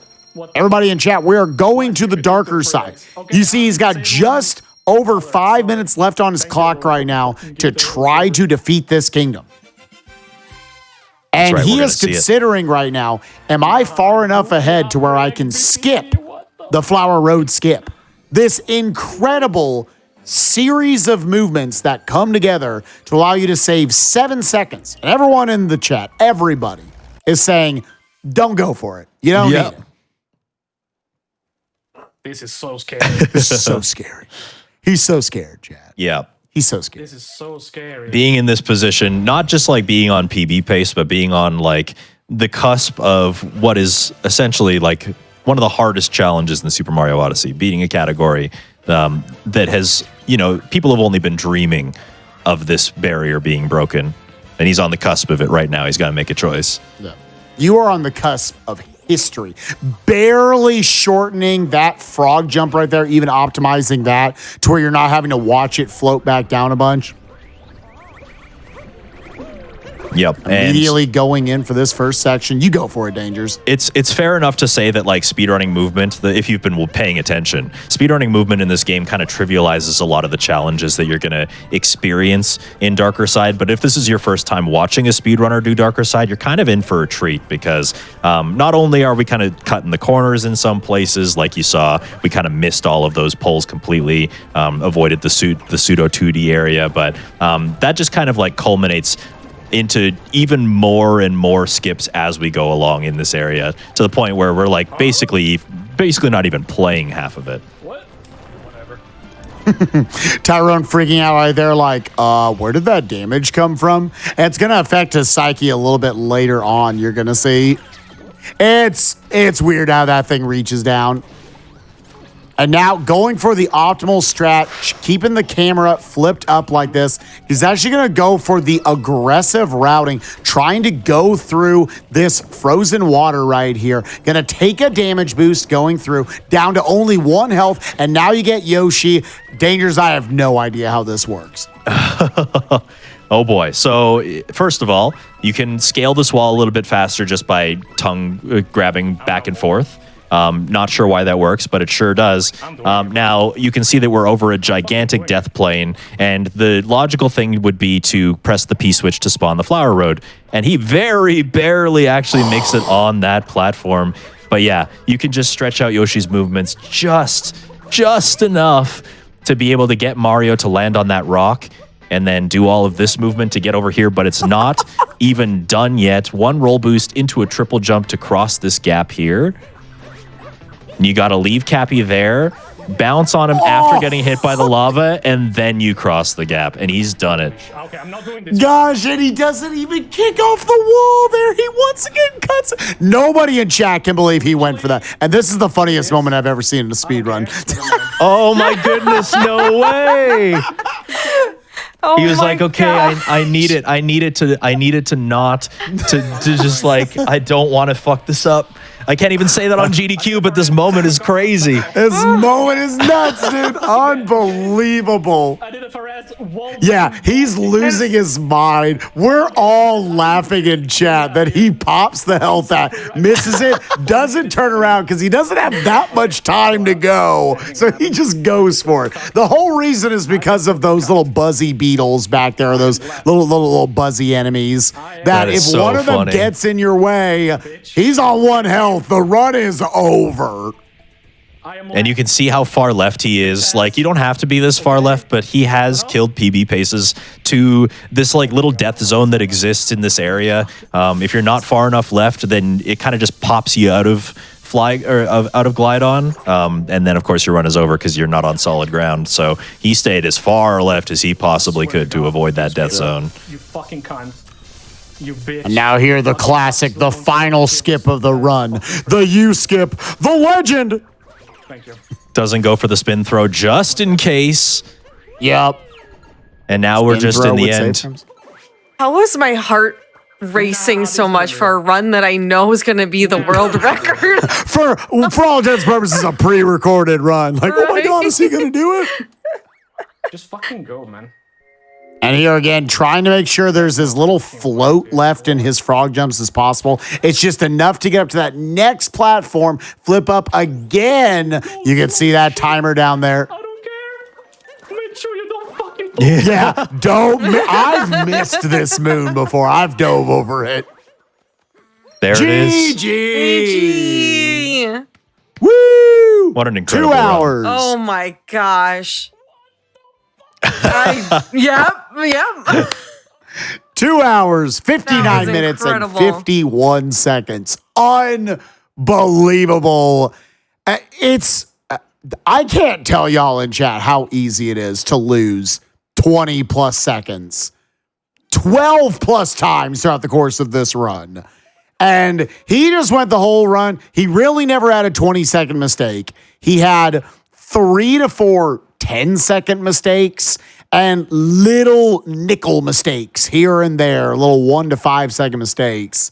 Over the course of a 3-hour run, that is unbelievable consistency on his part. And my gosh, the ability for him to just say, I'm going to go for it. I'm doing that Flower Road skip right there at the end. He did not have to. He could have sacrificed those 7 seconds. He could have. Wow. Wow. But he did it. He did it because incredible. he's Tyrone. I'm is Tyrone. speechless right now. Yeah, what an incredible moment. Tyrone is he is the guy. Super Mario Odyssey and Tyrone are like peanut butter and jam. This guy has immortalized himself as the best player of the game. Well, this was awesome. Yeah. I loved watching that back.